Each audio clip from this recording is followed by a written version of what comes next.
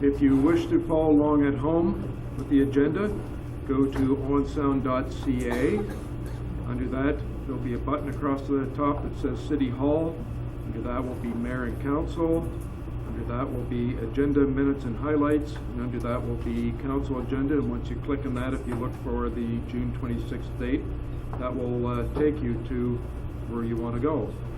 Council started off in a closed session at 5:45 tonight, and we're now starting the regular meeting, and it's going to be a fun meeting, this being the last day before Canada Day, and we've got 1967 flags and records of Bobby Gimby's that we promised that we won't sing along, and Chatelaine magazine that Marion brought in from 1967, and I think she chose her wedding dress out of it, maybe, or planned her wedding with it. And we've got more fun events as we move forward.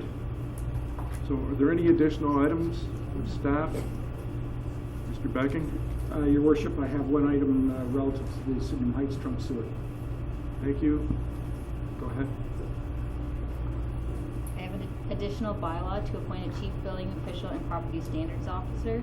The resolution provided to council reflects the additional bylaw. Thank you. From council? Yes, Your Worship, I have one item on the library. Thank you. Anyone else? Councilor Lemon? I have one item, Your Worship, pertaining to the lighting of the Manitoba. Okay, anyone else? Mr. Councilor Drake? I do have two items tonight, one pertaining to a tour today of Tenneco Automotive, and the second to proposed changes to the employment standards act. Thank you. And I'll give highlights of things that I've attended and may have one other. Disclosure of pecuniary interest and the general nature thereof. Councilor McManaman. Thank you, Your Worship. I'll be declaring a pecuniary interest in item 8B and C on the Owen Sound Professional Firefighters Association as I am in charge of. Thank you. Confirmation of minutes. Yes, Your Worship, moved by myself, seconded by Councillor Dodd, that the minutes of the regular council meeting held on June 12, 2017 as printed be adopted. Thank you. All in favor? That is carried. Number 6 in our agenda is a resolution. Yes, Your Worship, moved by myself, seconded by Councillor Dodd, that City Council now go into committee of the whole to consider public meetings, deputations, public question period, matters arising from correspondence, reports, matters tabled, motions for which notice was previously given, and other business. And all in favor? That is carried. So we're now in committee of the whole. There are no public meetings, which takes us right to deputations. And tonight's one of the fun nights where we recognize the 2017 Senior of the Year Award. I'm going to head up to the other microphone. I'm going to ask Councillor Dodd if he'll come with me to help.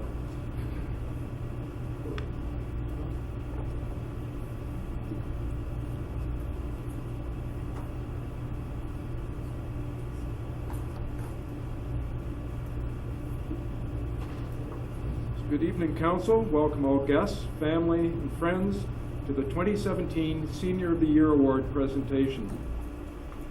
You know, I guess as I'm aging, I'm finding that people grow in experience and they often grow as people.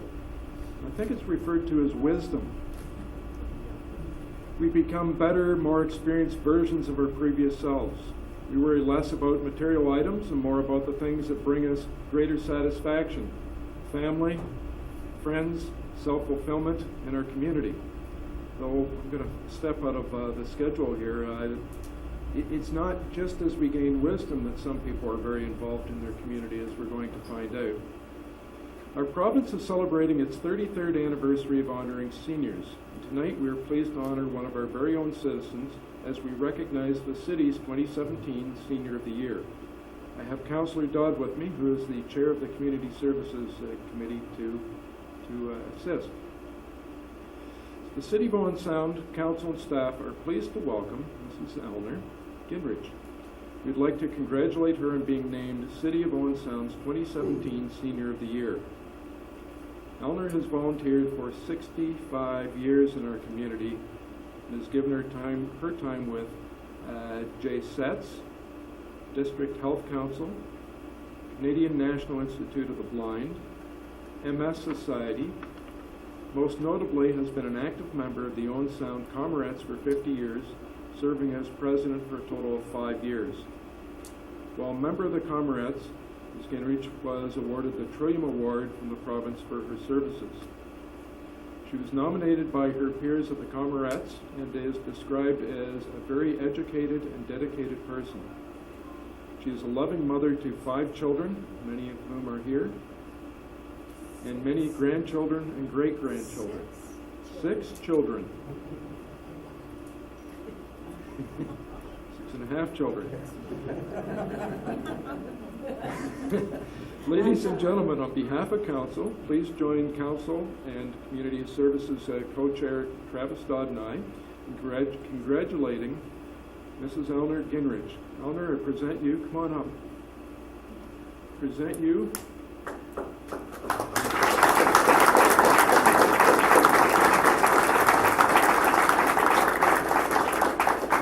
I present you the 2017 Volunteer of the Year Award from the city, as well as the Senior of the Year Award from the county, or not from the county, forget that, from the province, more importantly.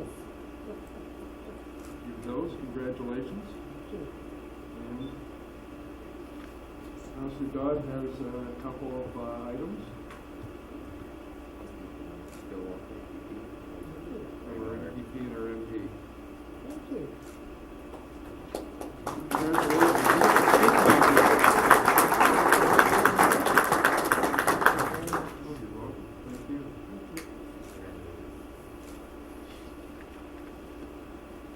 Robin, City Council, my family members, and visitors. Quite a few comrades here too.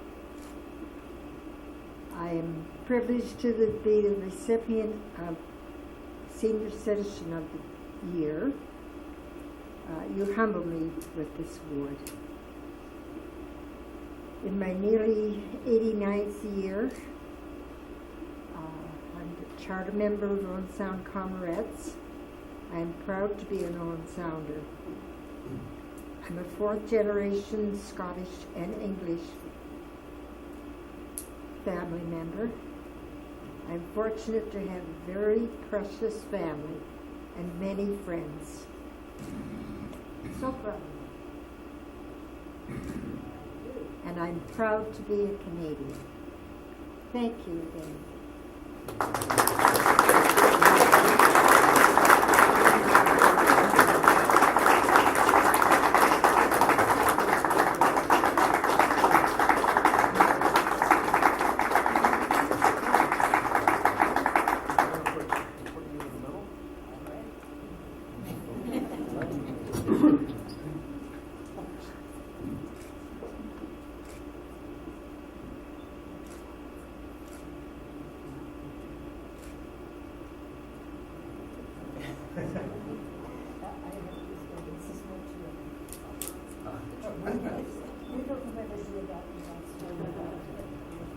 He's very special.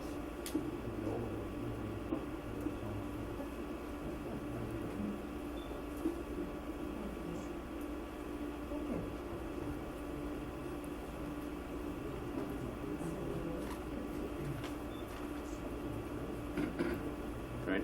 Through life, we come to rely and respect those more experienced in life. We respect them for their knowledge and their humility. We relied on our parents, grandparents, and neighbors for the practical experiences and knowledge that can help guide our way through different life stages. Take your next opportunity to say thank you to those around you for their contributions, or take time to listen and help. You just might be surprised at what you may learn. Once again, congratulations.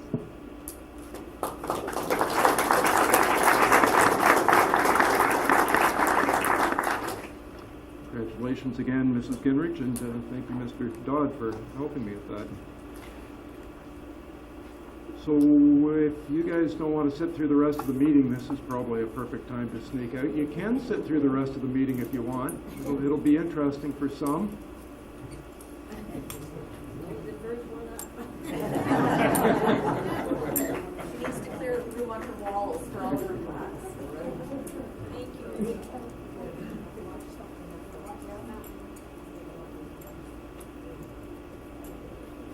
Next on our agenda at 8B is a deputation from Jody Long and Mark Young, the Owen Sound Professional Firefighters Association, and the fire chief with regard to disciplinary suspension grievance. So, welcome. It's Mr. Young that's doing this one? Yes. Thank you.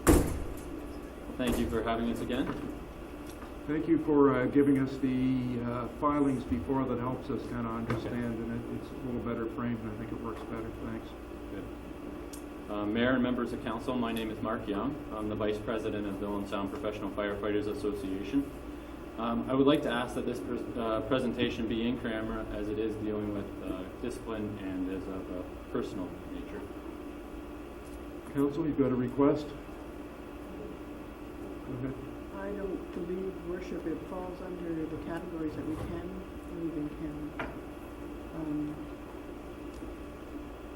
direct. Yeah. It's redacted, all the information. It's all blocked out, so we have no knowledge of who the individual is, so. So I think it's public enough, the documents like this, I don't think it's right to be present. Is there a motion to go into closed session? I'm seeing none. So if you wish to proceed, and again, we suggest, you've redacted things, so we suggest you don't do anything that would identify the individual. Yeah, I skipped through the slides as well, just in case. The member in question is a captain with the department and has a long and spotless career with the Owen Sound Fire Department, as well as with other fire departments before then. This captain has had no instances in his 23-year career as a firefighter of discipline up until this past year. On March 29th, 2017, the captain received a 3-day suspension without pay for not following a department operating guideline. This discipline was extremely heavy-handed and unjust. Because the captain didn't advise a new firefighter correctly and tried to help him out by acting on his behalf, he was given this heavy-handed discipline. The captain was acting in a helpful manner and trying to be reasonable. He was not trying to circumvent any rules or guidelines and was not trying to undermine anybody. Not only did the captain receive extreme discipline, but his pay was docked by more than the amount that was supposed to be. This was brought to the attention of the HR department, and the association was informed that the amount would be corrected only if the association would agree to apply the same formula to an unrelated manner. We consider this to be unethical and unprofessional and should not be allowed to occur. We ask that the suspension and the discipline letter dated March 29, 2017 be rescinded and the discipline letter be removed from the griever's file, that the griever be made whole and be compensated for the 3 days without pay, including the overage amount deducted from his pay. Thank you for your consideration in this matter.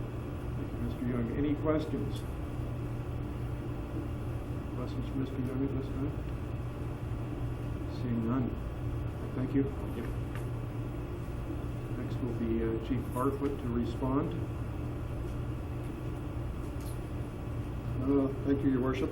Again, what I've done is I've gone through everything and summarized everything that's kind of led up to this.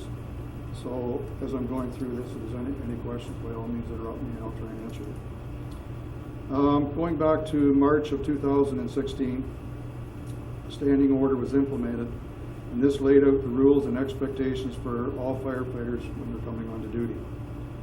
On May 12th of 2016, the Deputy Chief, in a conversation with this individual, raised the fact that Standing Order 6-101 was not being followed and advised that our expectations were to follow this standing order. It should be noted at this time this individual asked for more flexibility as it was difficult to adhere to these expectations. On June 21st of 2016, I witnessed an incident in the station which I believe to be the standing order not being followed. At this time, I approached the duty officer over this incident, which turned into a verbal confrontation. On June 27th of 2016, a letter of reprimand was issued to this individual relating to an incident which took place at a third alarm fire in the city. At that time, standard operating guidelines and issues under the Occupational Health and Safety Act were not being adhered to. On February the 8th of 2017, An email was sent to this individual advising him that, again, another standing order is not being followed, and requested that he comply with this standing order. This individual believed that the computer was at fault for the documents not being sent on time. At that time, IT was called in to do an investigation on these allegations. Several tests were done by IT, and it was reported back to us that the computers were working properly. On March 12th of 2017, there was an incident which was referred to. Another standing order was not being adhered to. And part of the standing orders that we looked into, it says captains and acting captains by virtue of their rank are held to a higher standard and are responsible to abide by and enforce these standing orders consistently while they're on duty and in charge, and will be held accountable if they are not. In this incident, we do not believe that this standing order was followed. We believe due to these ongoing issues that a suspension from duty was called for and was issued. Talking to the hourly wage issue that was brought up here, we have a procedure laid out in the collective agreement how things are to be dealt with as far as a grievance. This issue has not been followed, so we are not able to talk about that at this time. Chief Barfoot, you referred to a standing order 6-01. Okay, what does that order say for us that don't know?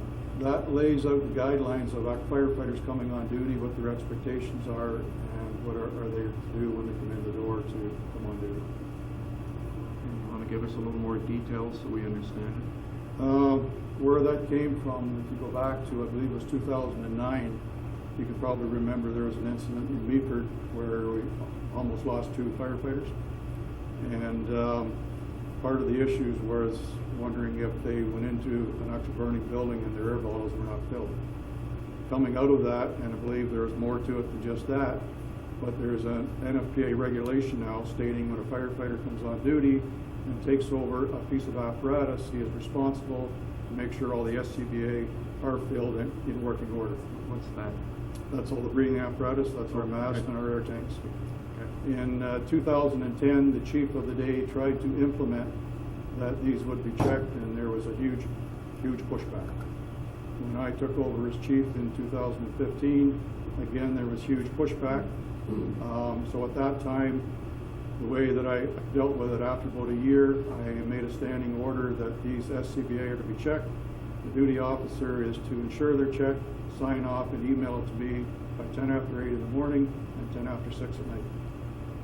And these were not being followed at this time. Thank you. Any other questions? So this is a health and safety issue for the employees. Big time. Questions? Councillor O'Leary? Doug, I think we all live our lives through specific values. Most of us raise our kids with certain values, with discipline, structure, accountability. I think it's fair to say every department in this city has structure, discipline, and accountability, except for our firefighters. They'll have none of it. And as far as I'm concerned, they're just sending us a message, or sending you a message. They have zero respect for the fire chief, and zero respect for this council and mayor, and zero respect for the taxpayers of Owen Sound. Councillor, is there a question in the or? We all know the difference between right and wrong, and we try and be right as much as we can. And I think what you're doing at the fire hall is right, and you have the support from council. With that, your worship, I would move that in consideration of the deputation. Hold on, there's still a process we've got to go through. If there's no more questions for the chief, then the association has a chance to reply. Thank you, your worship.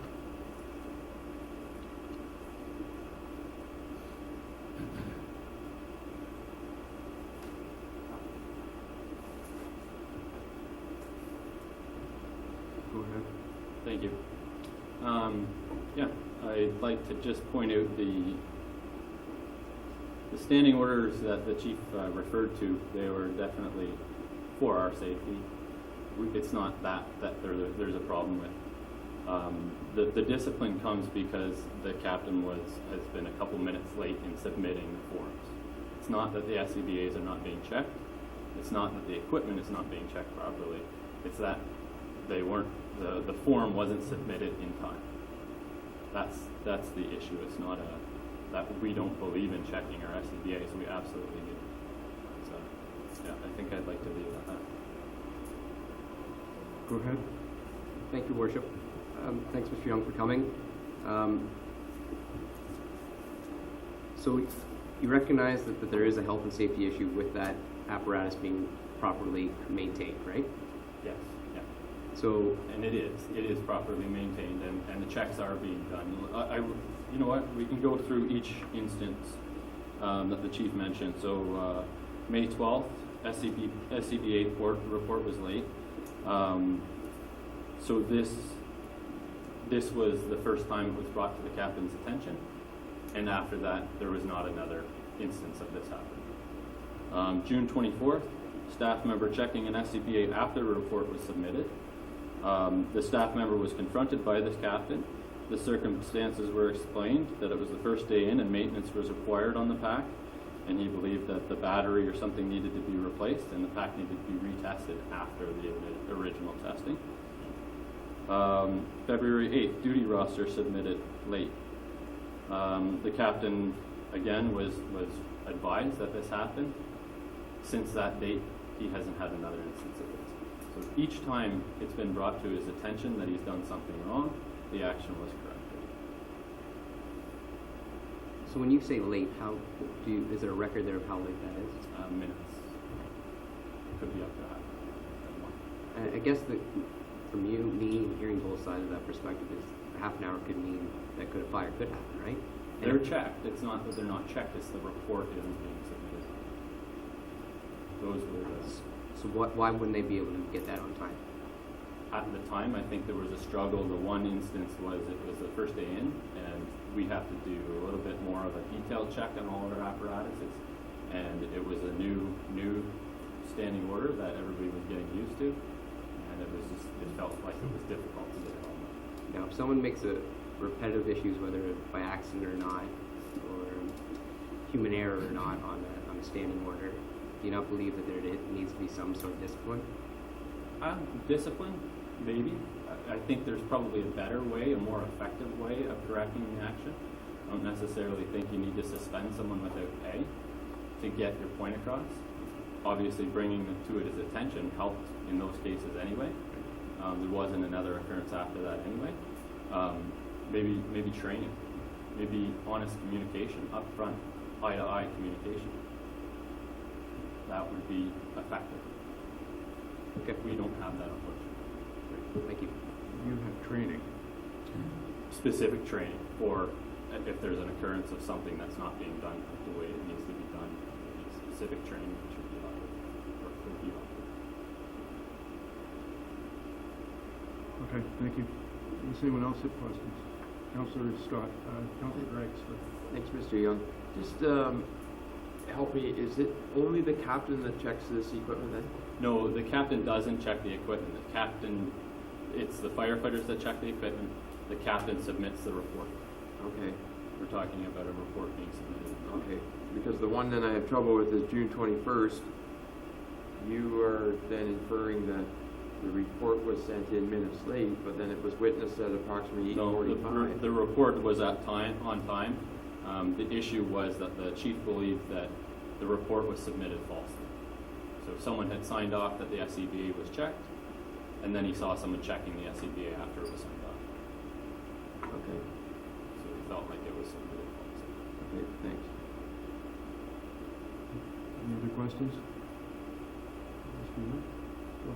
Thank you, Worship. I don't have any further questions for Mr. Young, but would we be able to get the chief to kind of just explain his perspective on those instances as well? Sure. If you will.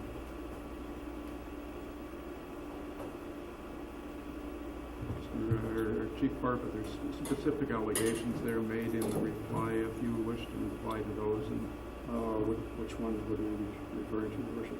Well, just there, Mr. Young has just made some statements that in more detail. Is there anything that you need to reply to that or can reply to that? The one reply I would come to is on the June 21st. Again, the idea of these SCBA being checked as soon as the firefighter takes over the truck is that they could have a call 2 minutes later that SCBA needs to be working, it needs to be checked, it needs to be in 100% working order. Again, to hear that he had to come back down after the fact and fix something that he knew needed to be fixed should have been done as soon as he took over the truck. There was a half-hour gap there where we could have had a downtown fire and somebody would have expected that SCBA to be in 100% working order. If it had to be fixed at 8:30, then it was not working order. And that is unacceptable. Any questions? What time would the shift start that they would check this equipment? Like, how much time is there from start until the email has to be sent? We allow an actual changeover up to 1 hour prior to them being scheduled to be on duty. So how long does it take to check the equipment? 5-10 minutes, and this is just the SCBA that we are expecting to be done. They check the trucks over later on. Thanks. Okay, any other questions? Seeing none, thank you. Yep. Council, what do you want to do with it? Okay. I would move that in consideration of a deputation from the Owen Sound Firefighters Association and the fire chief respecting a disciplinary suspension grievance, City Council upholds the fire chief's decision to deny the grievance. Discussion? Anybody? Seeing none, call the question, all in favor? And that is carried. Next one is 8C, deputation from the Owen Sound Professional Firefighters Association, the fire chief with regard to contracting out air bottles grievance. Mr. Long, thank you. Thank you, Your Worship, fellow councilors. My name is Joey Long, and I'm the president of the Owen Sound Professional Firefighters Association, and I'm here tonight to ask for your ruling and issue a grievance relating to their collective agreement, Article 19.01, contracting out. On the night of March 23rd, 2017, the fire chief acted contrary to Article 19.01 of the collective agreement by filling self-contained breathing apparatus air cylinders. This work is customarily performed by Owen Sound firefighters. The fire chief has a responsibility to act in accordance to the terms of the collective agreement. Contracting out article states, except to the extent and to the degree agreed upon by the parties, no work customarily performed by an employee covered by this agreement shall be performed by another employee of the corporation. Your Worship and fellow councilors, the association requests the following: a declaration that the fire chief has violated collective agreement Article 19-01, contracting out, and in order that the fire chief not act contrary to the Article 19.01 and perform duties of the firefighters.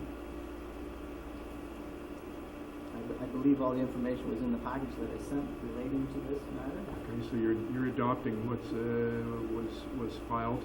Yes. Council, you've read that? Not seeing anyone say no, so thank you very much. So just in a nutshell, what this is, well, in a nutshell, this is work of the trade union, and the fire chief is not a member of the trade union. So it's a violation of our collective agreement. so by him taking his truck and filling your oxygen tanks or your air tanks and returning them is the violation that you're... Correct. Because he's not a member of the association. Correct. That is work customarily performed by the firefighters. Thank you.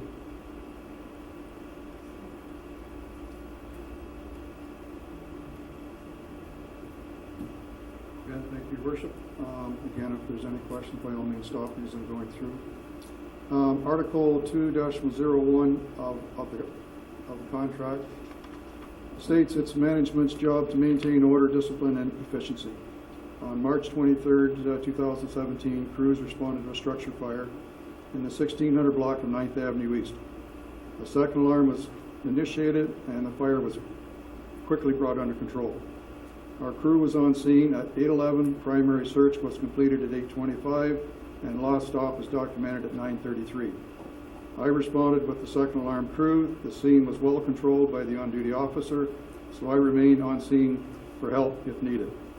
At approximately 9:30, I noticed several SCBA bottles had been used and now were empty. The scene was under control. My concern was should another call come in, having empty air cylinders could impact our operations. I loaded these empty air bottles in my truck, took them to the station, filled them, and returned them to the scene.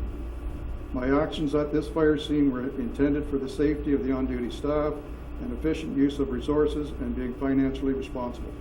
As chief of this department, I believe this is a role our taxpayers expect of me. All past chiefs of this department have maintained the right to assume the role at an incident necessary to ensure a safe and efficient operation. We believe this is a right of a fire chief. With council's blessing, I will continue this practice to ensure efficiency and to be aware of the financial impact this fire department has on taxpayers.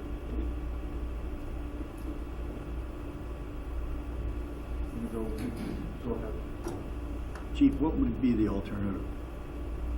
You call a third alarm and bring people in? It would have cost more money to bring in more off-duty staff, take one of the trucks out of service in order to transport the bottles down to the works department. Either that or call a works department employee in to drive the bottles down. Bottom line, it would have cost more money. So you could have had the works department do that as well, and they wouldn't have grieved it, or they would? I'm not sure.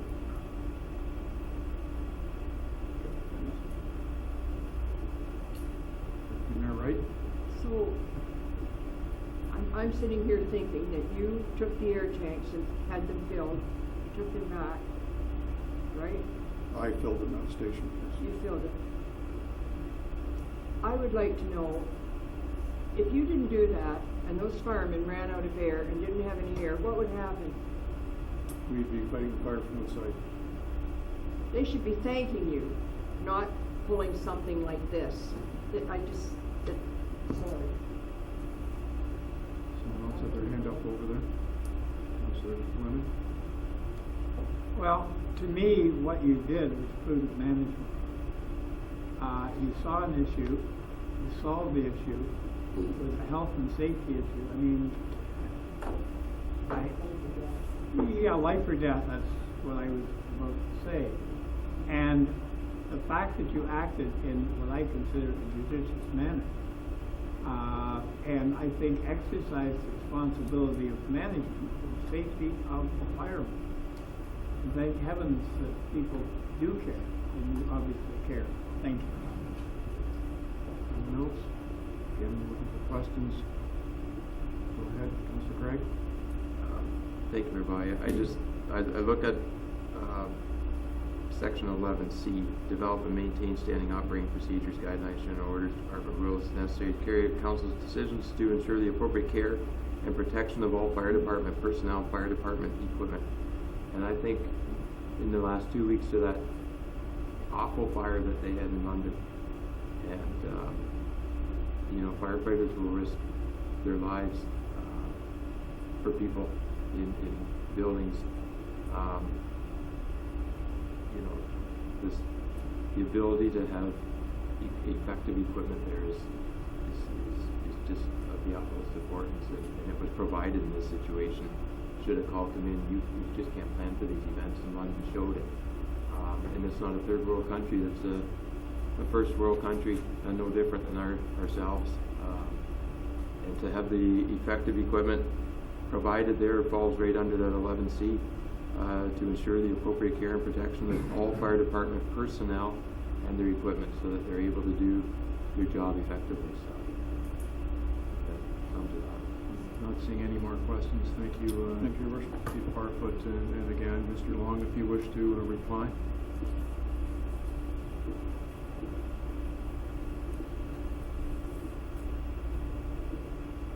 Thank you again. Just to comment on some of the points that the fire chief had. He talked about management rights. Under our collective agreement 2.01, it also states that the parties hereto acknowledge that it is the exclusive right of the employer, subject to and in accordance with the terms of this agreement. they have to act within consistency, within the agreement. By contracting out, by doing these duties of the firefighters, the fire chief acted contrary to the collective agreement. So, and also, the fire chief stated that there was also a lost stop in the fire. So I'm not sure how he can comment on how there's no fire, the fire was out, that these air bottles would have been not appropriately sent another firefighter back to do it. So the fire chief would stay on scene, be in charge of incident command, whether he was in charge, whether he be a liaison to the incident commander, help develop strategy and tactics to help that incident commander. Maybe be a liaison with the police department that was there, the EMS department that was there, the victims, the occupants of that structure that was involved in the fire, and any media.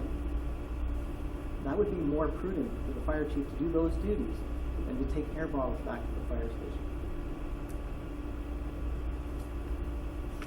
Councillor Gregg, you quoted part of the bylaw there, 11C, I believe. It also states under 12, employment and labor relations, that the fire chief shall adhere to the collective agreement.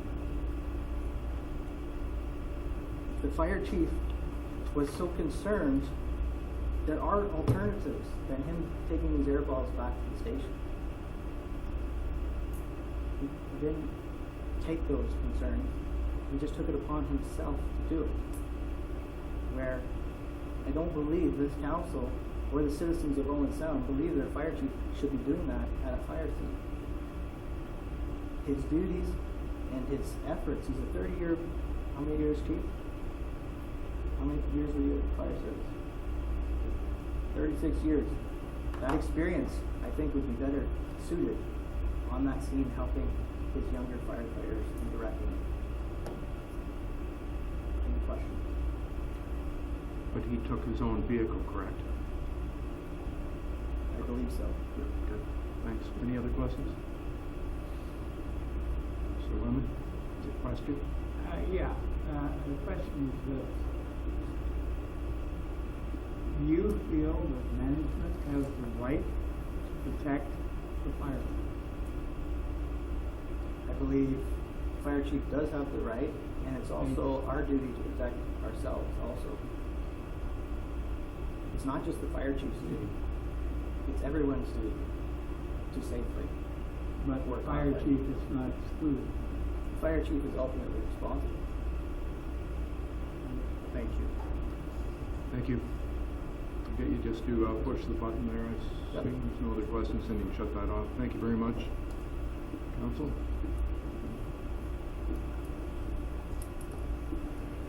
Councilor Thomas. I have a motion, but I have a couple of comments to make. Yeah, this Prior to is the comment motion. time. You know, I think we're fooling ourselves if we're thinking this is about anything other than control. Control of the fire hall. We as a council are elected by the citizens of Owen Sound, and as a council, we have employed Chief Barfoot to manage our fire hall. We have not employed the association to manage our fire hall. It is ridiculous to me that we are even sitting here pretending this is about anything other than control and about the association's desire to control the fire hall. And I think that, I'm fully in support of the chief. We hired the chief to look out after the interests of the citizens of Owen Sound. And I have a motion here that I'd like to make, Your Worship, that in consideration of a deputation from the Owen Sound Professional Firefighters Association and the fire chief respecting contracting out of air bottles grievance, City Council upholds the fire chief's decision to deny the grievance. Discussion? Seeing none. All in favor? That is carried. Thank you. Nick? We have people here about the issue of think 11. Yeah, let me get there. Thank you. So number 9 on the agenda is public question period. I don't suspect we've got any public questions. 10 is correspondence, so I'm going to skip over the correspondence and go to, I think, 11A1, report from the planning consultant with regard to 2515 6th Avenue West.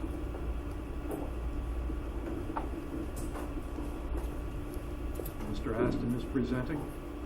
Welcome. Thank you. Good evening, Your Worship and members of council.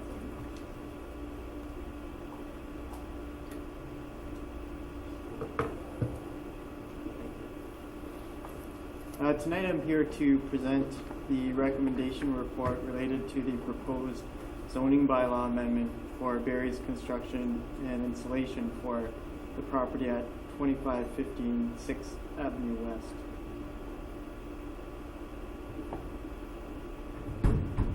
There it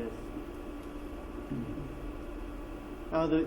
Some of the slides are from the public meeting presentation, and this again is just a slide identifying the property prior to demolition and then the current state of the property now, and really just to point out the relation of the property to the house, the adjacent house, and then the hazard land area or the existing tree line associated with the unopened road allowance. And also the depth and the size of the lot. So all of those kind of general characteristics of the lot that exists now, I'll speak to as I get into the analysis of the policies and compatibility of the proposal. So the applicant's submission was to rezone the lands R1 to R2 to permit a semi-detached dwelling with some site-specific zoning setbacks. Below is a preliminary architectural design of the building, just to give some idea of the type of development that's being proposed. A semi-detached unit, single story, and just gives you some idea of the type of materials, brick materials, enhanced garage doors and front facade treatments. So just wanted to give that picture as far as the proposed dwelling. So the application itself would then allow for the creation of the semi-detached dwelling. There again is the applicant's proposal. You can see the two thin red lines, which would be the ultimate lots for each of the units being created. The setbacks shown from the road to the part of the garage is aligning with the adjacent property. The drip line of the trees on the unopened road allowance is identified, and there's a drainage easement associated with the property to the rear of the lands, and then shared or paired driveway and landscaping in front of the proposed units. As far as the process, we've been working through the process with the applicant and including agency and public comments. You'll see the public meeting, technical report to council, and all of the information that's been collected. I'll just get you to speak up a bit, just raise your voice. All of the information that's been collected from the agency review and the public comments has been considered in the report that's before you this evening. And here's a summary of the public comments, and this reflects comments that have been provided to us from the city up to the time of the report. I understand there were some additional comments that were provided to council that have come in since the report to this council meeting date. So that would include the summary of comments here. So you can see some of the comments relating to support, creation of additional housing and affordable housing in the city, support for the project as long as it's not a rental housing project, and that's not something we can control through zoning, but in discussing with the applicant, the intent is to not provide this for rental housing. It's to create the units and to put those to market. There was support for more infilling throughout the city, and one of the comments recognized that what's being proposed as far as a development is close to the requirements of a development that would be permitted in the R1 zone. Comments with concerns, and most of them were raised at the public meeting by a few of the residents. Establishing this type of use or setting a precedent within the neighborhood, compatibility with homes in the streetscape, something that I'll speak to in just a minute on our analysis, impact on property values, drainage considerations, potential of the buildings to permit secondary units. Again, legislation that will be coming out from the province that there's no real opportunity for appeal there, but the city zoning bylaw does contain criteria as to when you can look at secondary units, and the location of the hazard zone, which we followed up with Conservation Authority staff to confirm, and as we get into a recommended zoning bylaw, further confirmed with the Conservation Authority on the setback.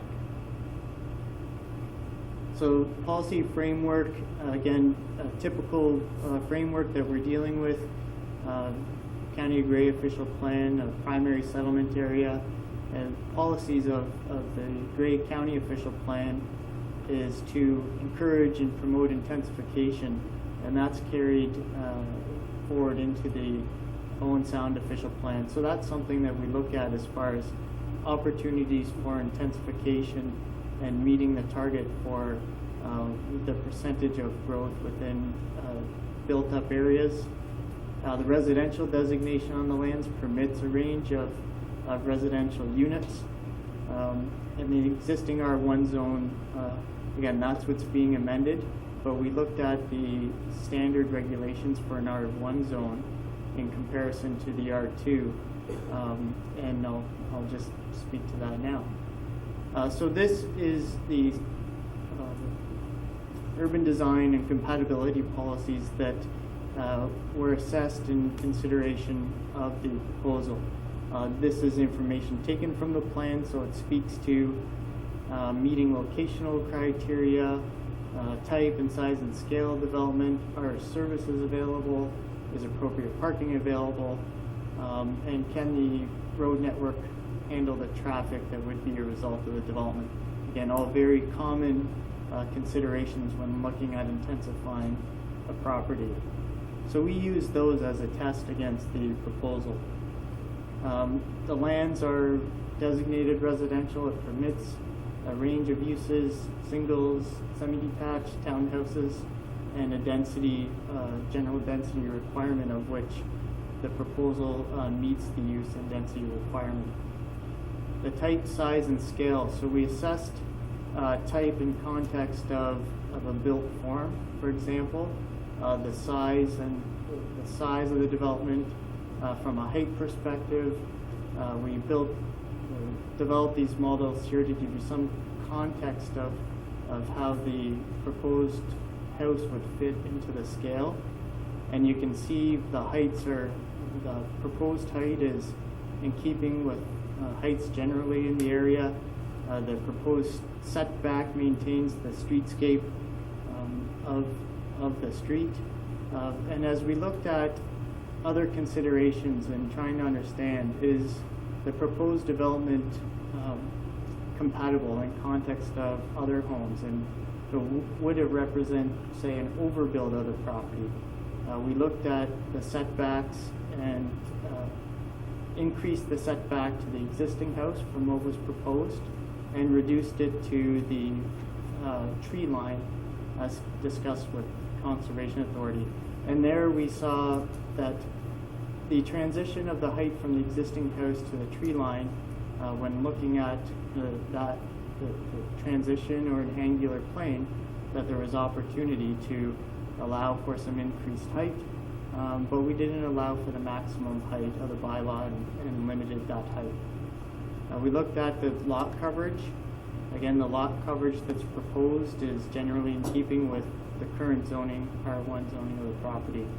So as we factored in all of those considerations and I'll call them tests of your official plan, we concluded that the development is compatible with the adjacent development.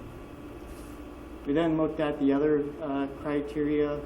City engineering confirmed that infrastructure is in place to accommodate the additional lot. There are no concerns raised from the perspective of public facilities or recreation on the additional lot. The required parking is provided on site with the proposal, and a traffic study wasn't required, and there was no concerns identified that the additional unit would create a traffic concern. So in considering the comments that we heard from the public and the agencies and trying to make sure that the proposed development fits within the context as we assessed it, the city has recommended some additional provisions to the bylaw. And the first is establishing the minimum front yard setback. So that ensures that the home is set back to the same as the adjacent property. We increased the minimum interior side yard setback to 1.2 meters, but at the same time decreased the exterior side yard setback, which is abutting the unopened road allowance, to 0.6 meters. So the footprint of the home just shifted on the lot to provide more space from the existing home. And we established a maximum height of 8 meters. And that's generally depicted. This is the current plan, but we identified what was changed on that plan. So the recommendation to council this evening is to approve the bylaw as shown in Appendix B of the report, which is essentially the language of a site-specific provision associated with the lands that implements those recommended bylaw regulations, and that notice be given on decision of council by the city clerk. I'd be happy to answer any questions. Questions? Councillor Kepke? Thank you for your presentation. Can you tell me now, are all the setbacks in place and there's no consent or committee of adjustment applications required on this then? Through your worship, should council approve this zoning bylaw, those regulations will be in place, and then the applicant would proceed to the committee of adjustment application without the need for variances at that time. Other questions? Deputy Mayor Wright? Thank you very much. Through you, your worship. Can you tell me the approximate value of each of those homes that are going to go up? Through your worship, I can't. I don't know what the approximate Of course value not. is. Of course not. You're not the builder, you're just the planner. Yes. I wonder, your worship, can I ask the builder to answer that? Probably can if he wants. Just don't want to get back into a public meeting situation. That's No, all. I just wondered, Mr. Cutback, the value of those two homes, that it was never raised at the public meeting. I would imagine 350 to 400,000 each unit. Okay, thank you. So I guess, thank you.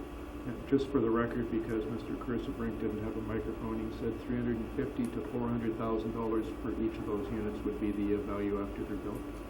Thanks. I want to call you mayor and promoting you. Councillor Lemon, I'm having one of those nights. No, I don't. Anyway, one question I've got, and it was raised at the public meeting, was that somebody could, under the proposed change of provincial legislation, add another unit into the unit. But that applies even if there was a single-family home there, you could do the same thing. Through your worship, that's correct. The province is working on legislation that would essentially allow as of right secondary units to a single detached unit or to a semi-detached unit in this case. So that could occur. So that really would not be a factor, because if there was one home built there or two homes, it doesn't really make a lot of difference for anyone. right? Through your worship, it's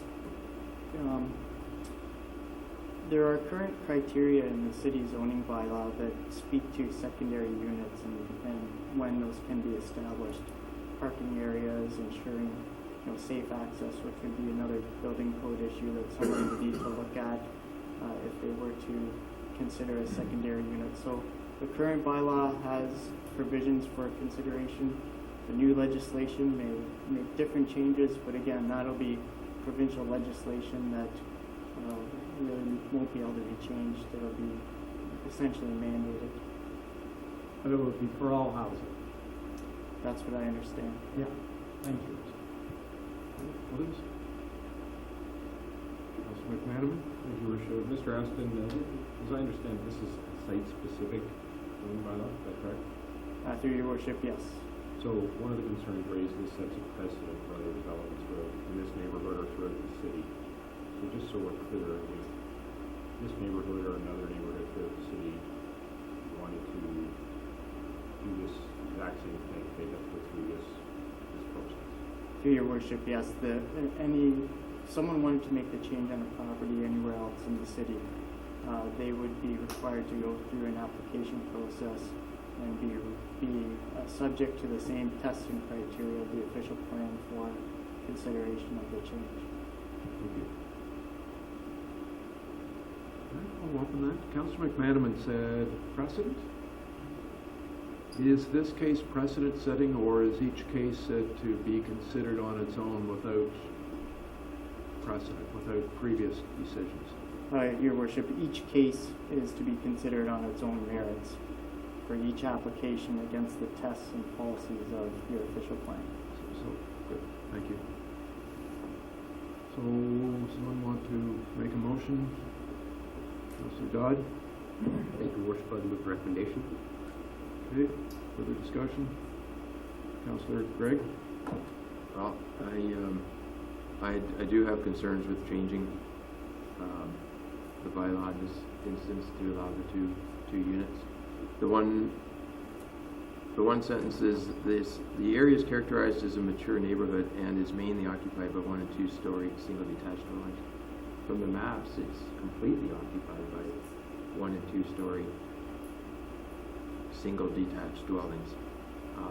I am concerned with the potential that in our community there's a lot of established neighborhoods where there is the potential of infill like this, and I'm the biggest advocate of infill, and I'm more than supportive of the applicant in this case. He's done wonderful things for the community. But when I look at this particular application, I just don't interpret the county plan and the province who are advocating for intensification. While I understand it, I just don't think it's this exact type. I think they're wanting to drive development into the Sydenham Heights of the world, build up some of the subdivisions, but to pick off the 1 units here and then modify our zoning bylaws to make them suitable, I have concern with. So for that reason, I don't support the motion and to approve the recommendation.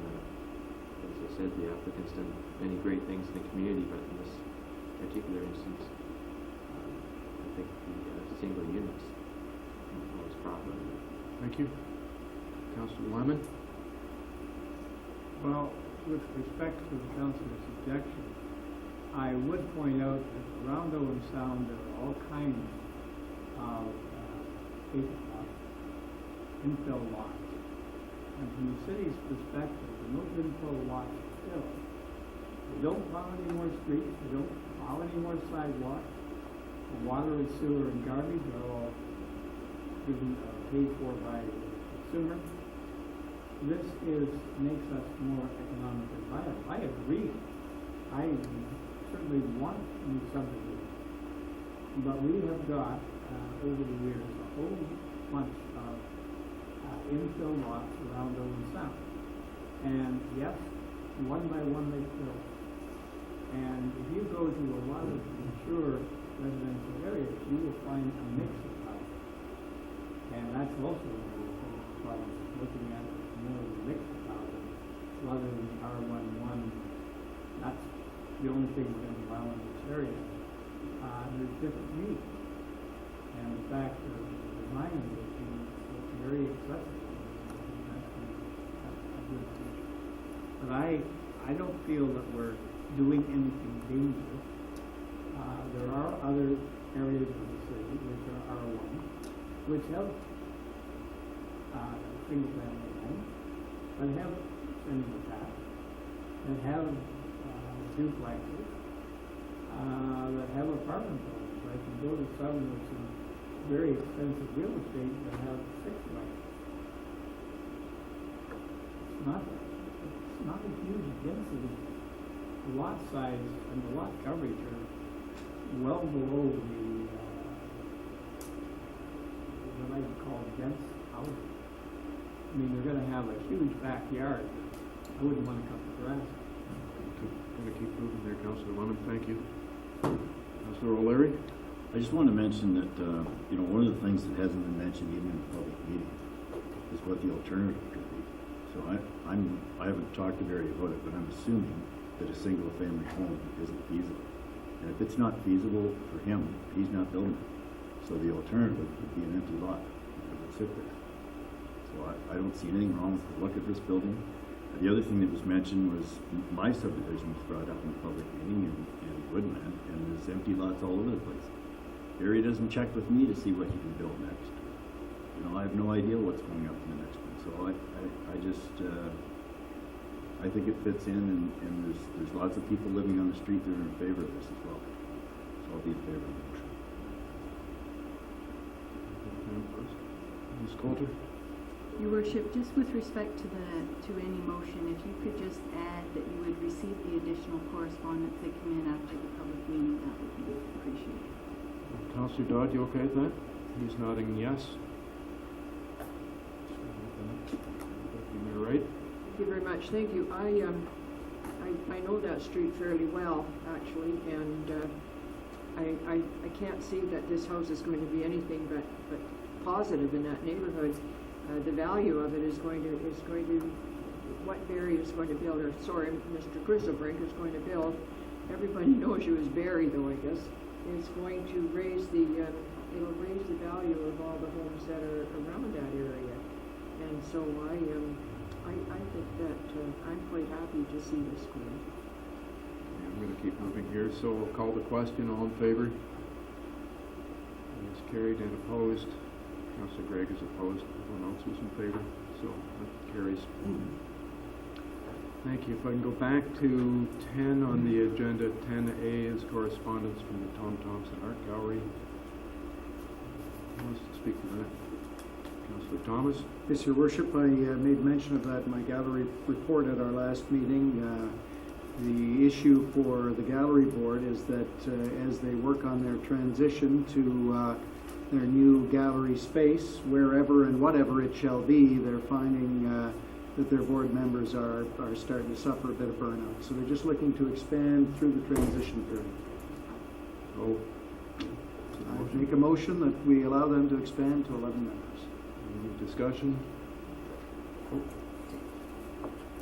Can I ask that you add to your motion and request that the Art Gallery Board provide the names and resumes of the successful candidates to the clerk for report to council? Of course you may ask that, and I would absolutely add that to the motion. Thank you. And with that perfection, all in favor? And that is carried. Next one is 10B is correspondence from Owen Sound DIA. Change to the board. Deal with that? Councillor O'Leary? Sure. This is just a letter asking for Jeff Looney to come onto the board of DIA. We have a vacancy left by Vince Workle, who moved on to another job. One inspector from the police replacing the other one. Right. So that was a motion To accept. And ask the city clerk to bring forward a bylaw to amend the board and committee bylaw. I would definitely ask that. And all in favor? That is carried. The third one is 10C, correspondence from Bruce Peninsula Transit. Maybe I should speak to this. I spoke to Mr. Leonard last Tuesday morning. He phoned Monday late afternoon. I contacted him Tuesday, asked him to send a letter, which he has done. Just for everybody's information, we have a meeting set up with Mr. Becking and Mr. Ritchie on Friday to go through the process or start the process with Mr. Leonard. Given that I'd had that conversation on Tuesday and we didn't have the date set, but I had received the letter, I was kind of disappointed to read in the media that we weren't cooperating with them, because I certainly was, and they're bringing this forward. There's a lot of hoops that we have to jump through. It's not our choice. Provincial requirements, etc., but insurance, those types of things, we just need to do it properly. So there's the letter before you. If somebody wants to. I don't know what to suggest, but go ahead. I would move that we refer the letter to staff for a report. Any discussion? Councillor Gray? Yeah, I'd support that. I anticipate seeing this at operations. And I did want to comment to this. I was disappointed there's a lot of comments out in the public about how unfriendly we were to business. This gentleman, well, he used to have a restaurant in Wyatt, and we did a run up there, and I ate in it a couple years ago. He ran for council seat in the last election for South Bruce Peninsula. And on June 8th, he went to the Wyerton BIA. He hadn't been to town of South Bruce Peninsula yet with a similar request. Yet it was reported in the media that we were being very unfriendly to business and very unreceptive, which I don't think isn't true whatsoever. We had no notice of this coming forward, and given the individual, he had been a candidate and was somewhat familiar with the process, I would have anticipated that we would have seen this already come to the proper committee, which it has to do. So I'd support that, absolutely, going to the committee for review. To be fair to Mr. Leonard, he says that he sent us something in February and we don't have any record of it, which sometimes you miss things. So I'm going to call the question on that. All in favor? That's carried. Thanks. So now we're back into 11A, reports number 2, which is AGCO temporary extension. Go ahead. Yes, through your worship, the Owen Sound Downtown Improvement Area is hosting a summer street fest during the Canada 150th and Owen Sound 160th celebrations, occurring July 3rd to 7th, and the 800-900 block of 2nd Avenue East will be closed during this time. The Owen Sound DIA is also hosting their annual Hardest Yard Sale Under the Sun on July 8th, and 2nd Avenue East will be closed from 7th Street East to south side of the MacArthur Tire driveway. 2 downtown establishments, Savitre's Global Cuisine, located at 941 2nd Ave East, and H2O Lounge, located at 937 2nd Ave East, are looking to extend their liquor license to outside of their establishments during Summer Street Fest and the Hottest Yard Sale Under the Sun. In order to do this, a temporary extension application has to be submitted to the AGCO, and included in the application is a non-objection letter from the municipal clerk, which has received council approval. The temporary extension applications were circulated to city departments and the Gravers Health Unit. There were no objections to the liquor license extensions as long as the conditions outlined in Schedule A to the report are followed, which includes that the outdoor patio must close at 11 p.m. Staff have also received an inquiry about businesses located off of 2nd Avenue East, in particular sole proprietor enterprises that would not have the ability to put out merchandise on the main street during the Summer Street Fest and Hottest Yard Sale.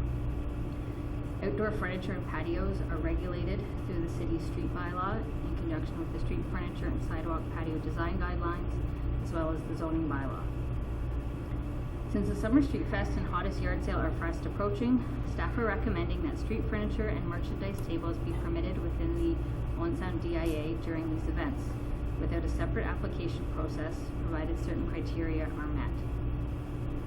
The staff recommendation to this report is to authorize the Deputy Clerk to submit a non-objection letter to the AGCO for both establishments subject to conditions in Schedule A, Authorize the deputy clerk to provide a non-objection letter to any other establishment submitting an application to the AGCO, subject to certain conditions. And that city council authorize the placement of temporary street furniture within the DIA, subject to the conditions outlined in Schedule B. Thank you. Councillor Kepke? Just a question regarding the fencing, and perhaps the Director of Community Services can give me a vision of what this would be. Does it mean each establishment that would like to be on the street serving alcohol must be separately fenced? To your worship, that is my understanding, but it is set through the AGCO, the requirements. Okay, so the particular business that can serve alcohol till 2 a.m. would be allowed to serve until 11 a.m. on the street, and then their patrons could still continue in their establishment. Is that correct? That is correct. So what do we want to do with it? Councillor O'Leary? Thank you, Worship. I would move the recommendation, but I also want to thank Brianna for all the work that she's done in this. This is hopefully this is going to be a yearly event, and our backs are against the wall in terms of time to get all this through. And Brianna's been really good, and I hope it works out. Thanks. All in favor? That's carried. Thank you. 11A3, report bylaw coordinator noise control.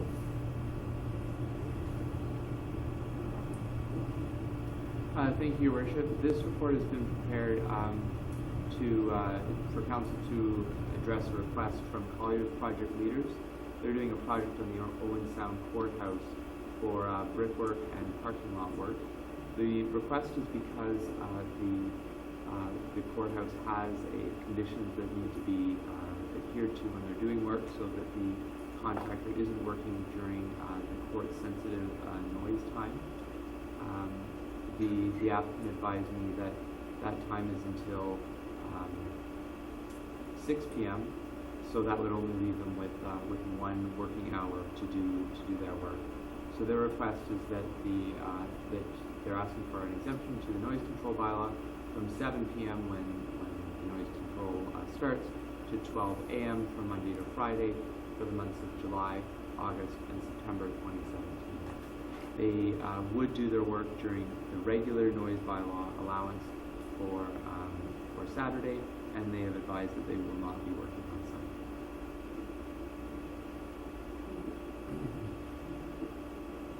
Mr. Ritchie?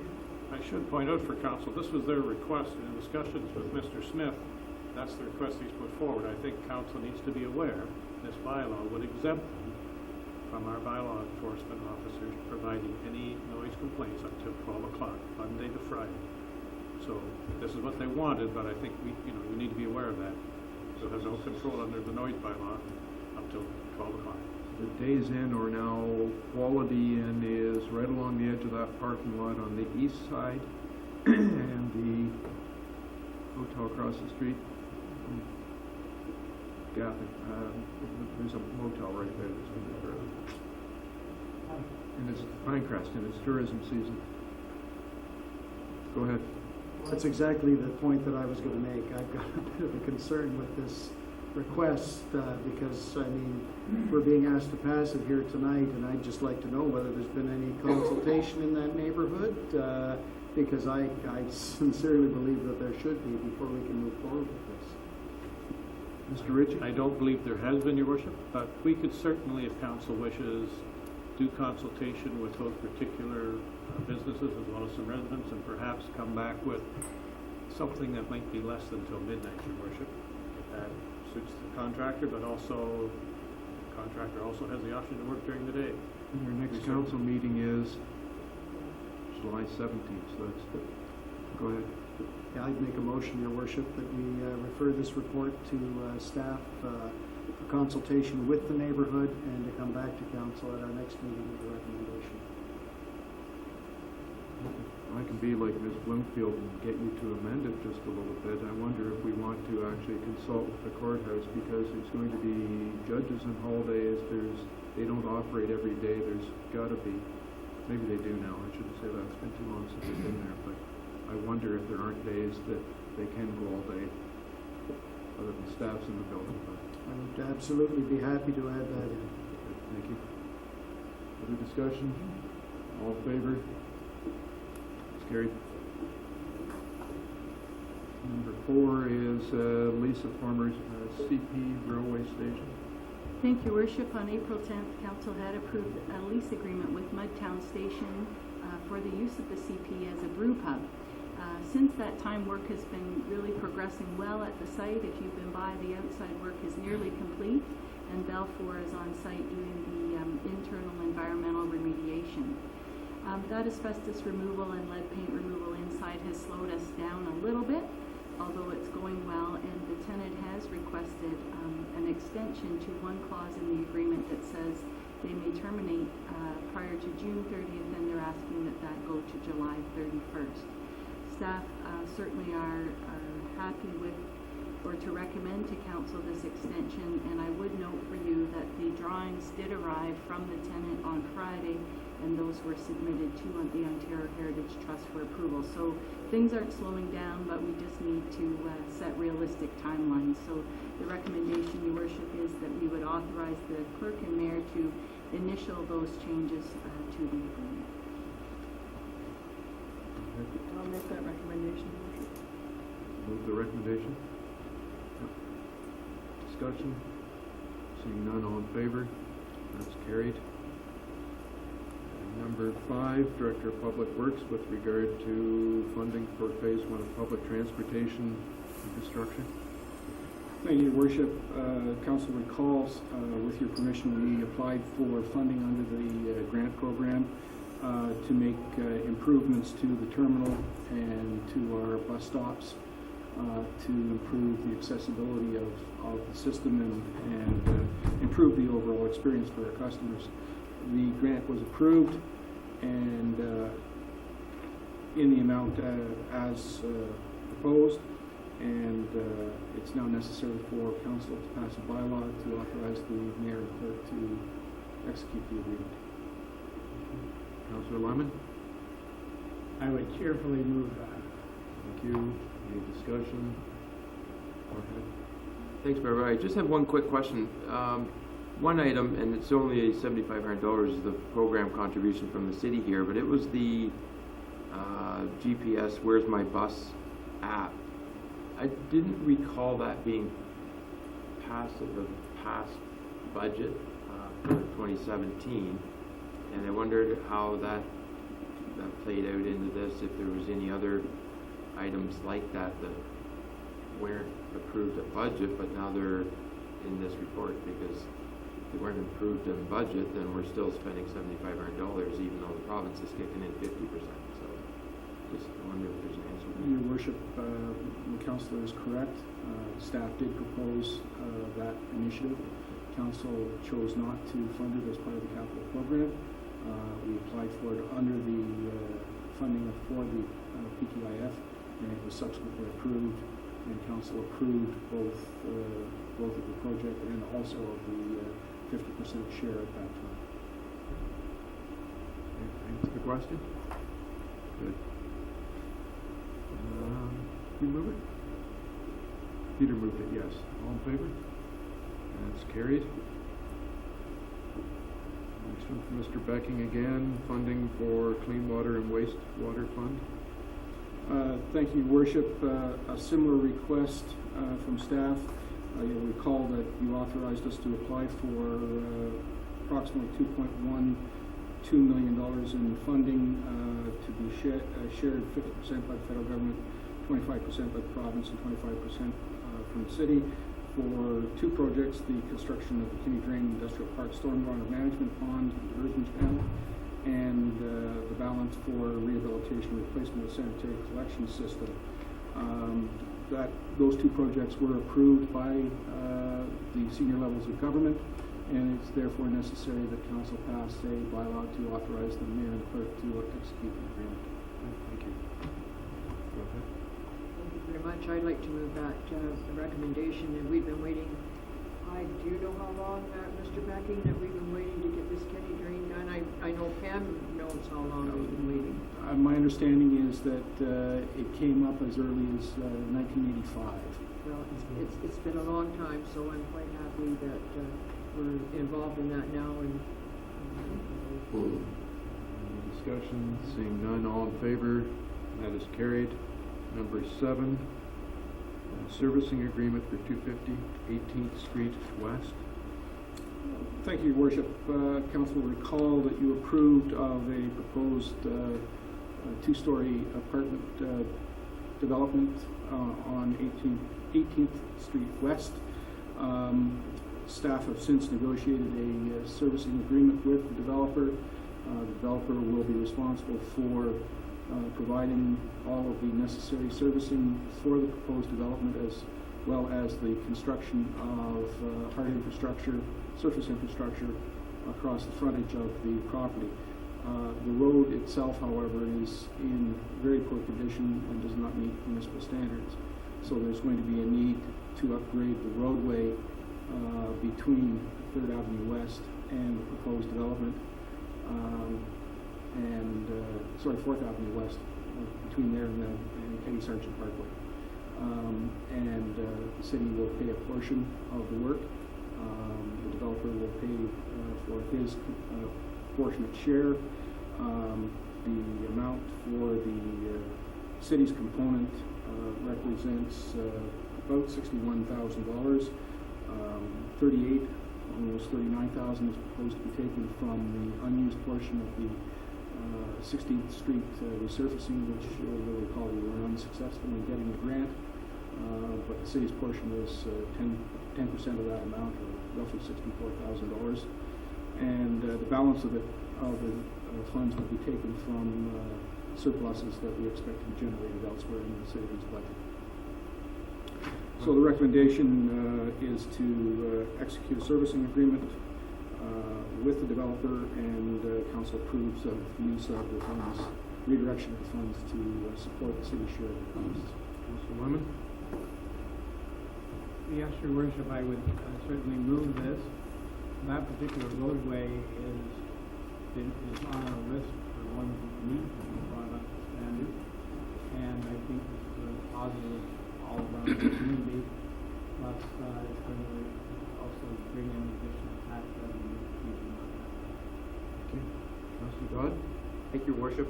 Through you to Director of, what are you, engineering now? Public Works and Engineering. There we go. All right. Because this is a new development, would we be able to dip into the development charges reserve?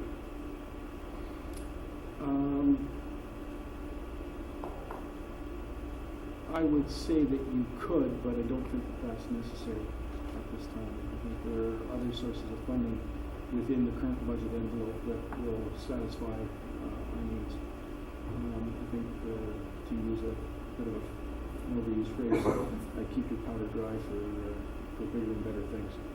Okay, so as long as that 38,000 is not going to come over as an overage sometime later on in the year? No, it will not.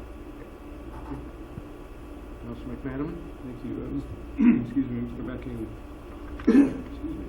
The Accessibility Committee had asked that we investigate linking the sidewalk, I believe it's in front of this property, to the sidewalk on the Eddie Sargent Parkway, to consider it. I don't know if you recall that, it was brought up at a meeting. And I'm just wondering if that could be, at the 11th hour here, but if that, I don't know any of the specifics of it, how long we're talking, any difficulties, but if that could just be looked at, if you could have your department just consider it and see if you're spending, if you tell me you're spending $64,000 to do this work and to put in the sidewalk's going to be another $5,000, perhaps it's something we want to consider. Another $50,000 is probably not something we want to consider this time. So just to be investigated while they're there doing the work, might be the time to look at it. I can confirm, Your Worship, that I am aware of the request from the Accessibility Committee. I can confirm that there is no funds in the current estimate for that work. Nonetheless, staff are aware that we will look at it as a possible project, either in conjunction with this work or as part of a future exercise. Oh, go ahead. And is that a possibility for development charges funds? I would say not,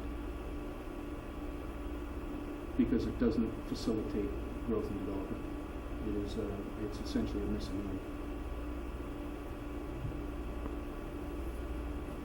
Call the question, all in favor? That's carried. I'm going to move that. Did somebody move it?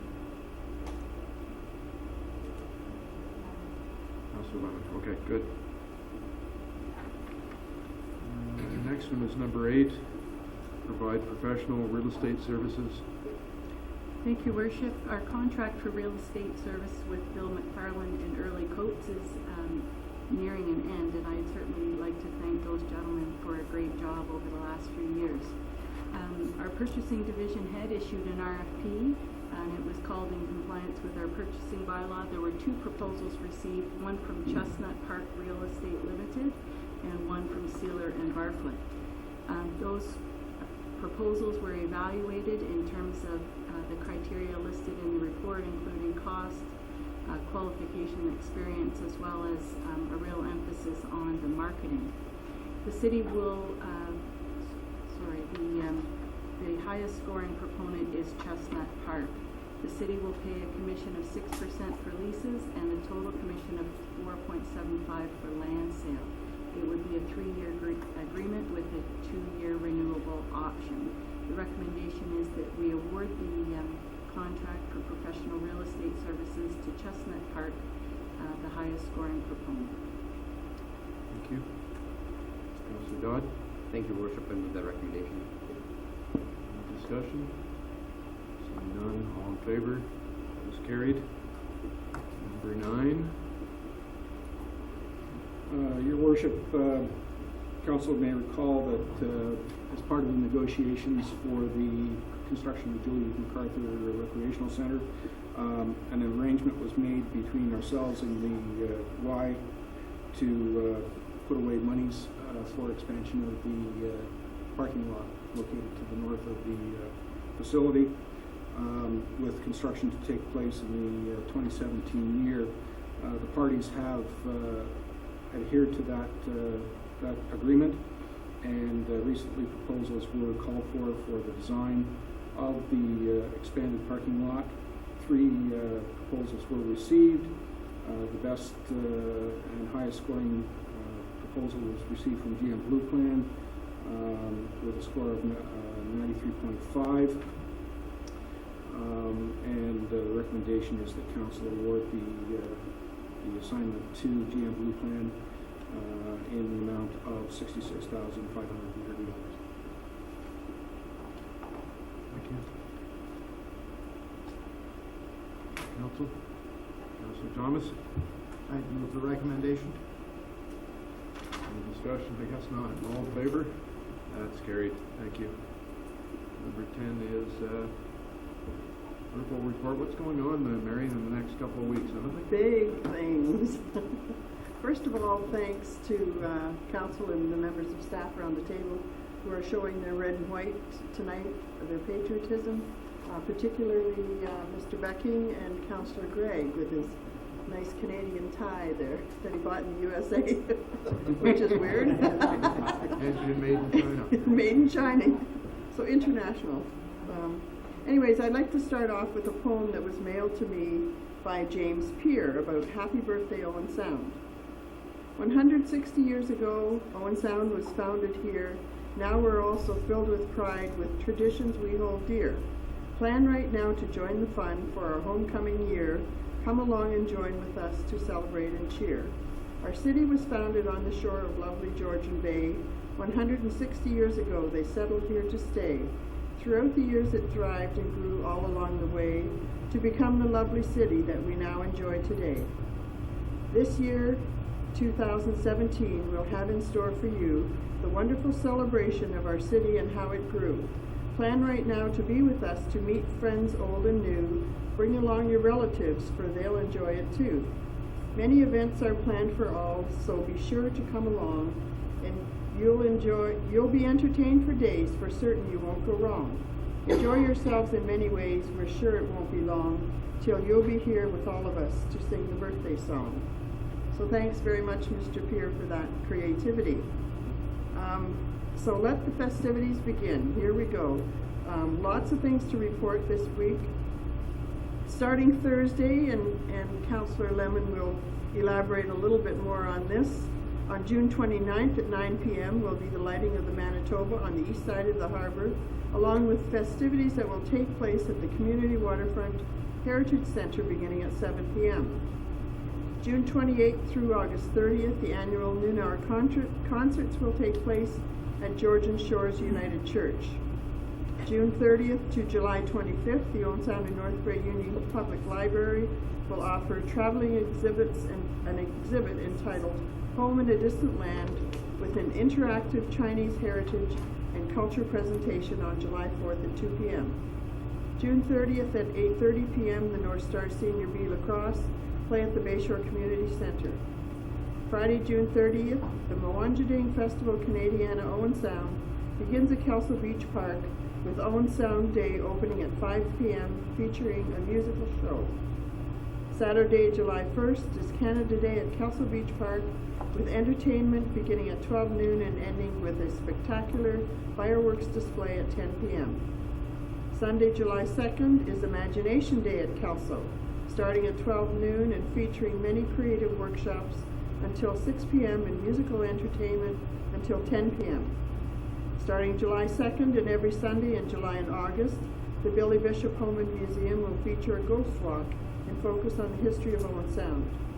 July 3rd to 7th will feature a downtown pedestrian mall in the 800 and 900 blocks of 2nd Avenue East, and it will feature many displays and entertainment. And I was provided a little interesting musical entertainment performance that will take place on Wednesday, July 5th from 12 noon to 3 in the downtown, featuring True Country Show, True Heart Trio, and special guests Amanda Dory and Dave Hiscox. So I'm sure you recognize a lot of those names. Monday, July 3rd, the Owen Sound City Band will perform at 7:30 at the Harrison Park Band Shell. Tuesday, July 4th, Orchestra North will be performing a concert at Georgian Shores. This is part of the Noon Hour series, and I think Orchestra North is the one that's taken this on and presenting these Noon Hour series. Wednesday, July 5th, Canadian Mental Health will host a Grey Bruce Pride movie night at 6:30, featuring the movie A Beautiful Thing. Also on July 5th will be the Blue Water Regional Antique and Classic Car Club display at the Visitor Information Center from 6 to 9 p.m. July 5th, the Billy Bishop Home will host a Victorian Tea at 12 noon. Thursday, July 6th, the Bleeding Carrot in downtown will have a special open mic featuring Orchestra North. July 6th, the Community Waterfront Heritage Center, 1:30 to 3:30, will be a presentation of ginkgo footprints of Chinese brush painting. July 6th at Harrison Park from 6:30 to dark, the Grey Bruce International Folk Dancers will host a drop-in session. Friday, July 7th, will see the beginning of the Waterfront Festival with the arrival of the world's largest rubber duck at 5 p.m. and entertainment through 11 p.m. Between 9:30 and 10:30, the Georgian Yacht Club will present a spectacular night parade. Saturday, July 8th, in the downtown area, the hottest yard sale under the sun takes place from 9:30 a.m. to 3 p.m. July the 8th, Orchestra North will be performing at the Harmony Center at 2 p.m. July 8th and 9th, the North Stars Junior B will be hosting a doubleheader at the Bayshore Community Center. Also July 8th and 9th in the Inner Harbor, the festivities continue with performances by Rhythm of the Nation and the West Coast Lumberjack Show, and activities and entertainment taking place from 12 noon until 11 p.m. Sunday, July 9th, the Wings and Wheels Show will take place at the Owen Sound Billy Bishop Regional Airport. Also July 9th, you can join fun at Harrison Park for the awesome Sydenham River Fest, starting at 10:30 a.m. in the Inner Harbor, with activities at the Mill Dam at 11:15 a.m. and Harrison Park starting at 12 noon for the afternoon, where we celebrate the 60th anniversary of the Grace Harbor Conservation Authority. Friday, July 14th at Harrison Park, the music and movies take place, featuring a family favorite film. Sunday, July 16 is TD Harbor Night, starting at 7 p.m. at the Visitor Information Center, featuring musical entertainment. July 17 will also be an antique and classic car show at Grey Roots in the afternoon. And next council meeting will be Monday, July 16th. It might be the 17th. I don't know if I got my date wrong. So much for all those things going on. I wanted to mention publications that have gone out, if the mayor wouldn't mind holding up the Sun Times, that you're correct with that one, with the publication for the Festival Canadiana, the Owen Sound. And everything you just listed is in here pretty well, so you can key in on what nights you want to go to what in here. Okay? That's right, and the Owen Sound Sun-Times was gracious to print the activities again, and then we have a smaller pamphlet of just things that are taking place on Canada Day. And also, I wanted to mention a call for volunteers to help with the Mwandjiding Festival Canadiana. Event staff with the Canadiana Festival are still recruiting volunteers to assist with setup, tear down, merchandise sales, and parking control.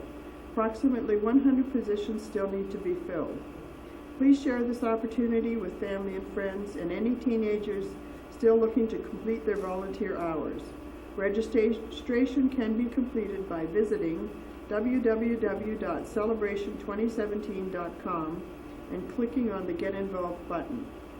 Alternatively, you can contact the volunteer coordinator, Lauren Sealer, at City Hall 519-376-4440, extension 1226. And I think that's about it for me. Thank we you. do what? What was the fifth one? No, maybe it's the One, sixth two, one. three, four, five. Go ahead. It's just going to be incredible, I think. Where do we get those papers again? Where did the public get those? Your Worship, there are a number of the brochures at City Hall, they're at Tourism, and they're in various locations in and around Owen Sound, but they should have been delivered also with your flyer pack or your regular mail through Canada Post. But if you didn't get one, come on down to City Hall, Tourism, or lots of sites downtown, or they'll be available at the event. That will be available on site for Canada Day, and that was last week. Not sure what date, but it was published by the Sun-Times. We Thursday, also June 22nd. have an overrun of it at City Hall, so if you'd like one, come on down to City Hall and get one. Good. Would just notice or note that a lot of the souvenirs are now in, and they're going to be available. Oh, good, perfect. The other thing I did want to mention, I'm going to mention the souvenirs when I do the minutes of the committee, so we'll give you a break. Okay, I can wait. Yeah, Vanna. I just wanted to mention, though, that there is going to be busing accommodations when the Awesome River Festival takes place at Harrison Park to bring people from the harbor to Harrison Park. So, and please note that a lot of these events that I did mention are free. So make sure you take at least something in. Thanks. Thank you. Councillor Lemon, do you need to add anything to that? Now that I've gotten over my shyness. Well, I think Councillor Kepke said something about, a short little statement about it. I didn't hear the word short, but anyway, I will be. On Thursday night, the Manitoba will be relit on the East Harbor Wall. And originally we were going to have the celebration on the shelf. But then I realized you can't see the lights very clearly walking around with your head straight up in the sky. So we decided to do it at the Community Heritage Waterfront Center, which actually works out nicely because we're working together on that. We'll have the city band there, which is a treat in itself, and doors open at 7. The reception, light refreshments, will be at 8, and we'll start the opening ceremonies at 9. And we hope to get the lights on about 9:17, according to the Farmer's Almanac. It should be dark enough to see it. And it will be celebrating during all of those events Councilor mentioned, and I think it's going to look very attractive. Despite the weather, with the help of various people, especially the Owen Sound Fire Department, we have got 2 masts completed, part of the other work all done, and we just have a little finishing up to do. And once again, the Manitoba will be in light, and the naked ship will have disappeared. So that's this Thursday, 9 o'clock. 9/17. 9/12. People can arrive after 7, I guess, at the Community Heritage Waterfront. Yeah, they can, if they want to take a tour of the museum or pick up some brochures or whatever, a company that's coming, that's a perfect opportunity. And then the reception will start at 8 o'clock, and then we'll go down to the harbor wall, and miraculously the Manitoba will come to light. So Thursday, 7 o'clock. Kelso, Friday night at?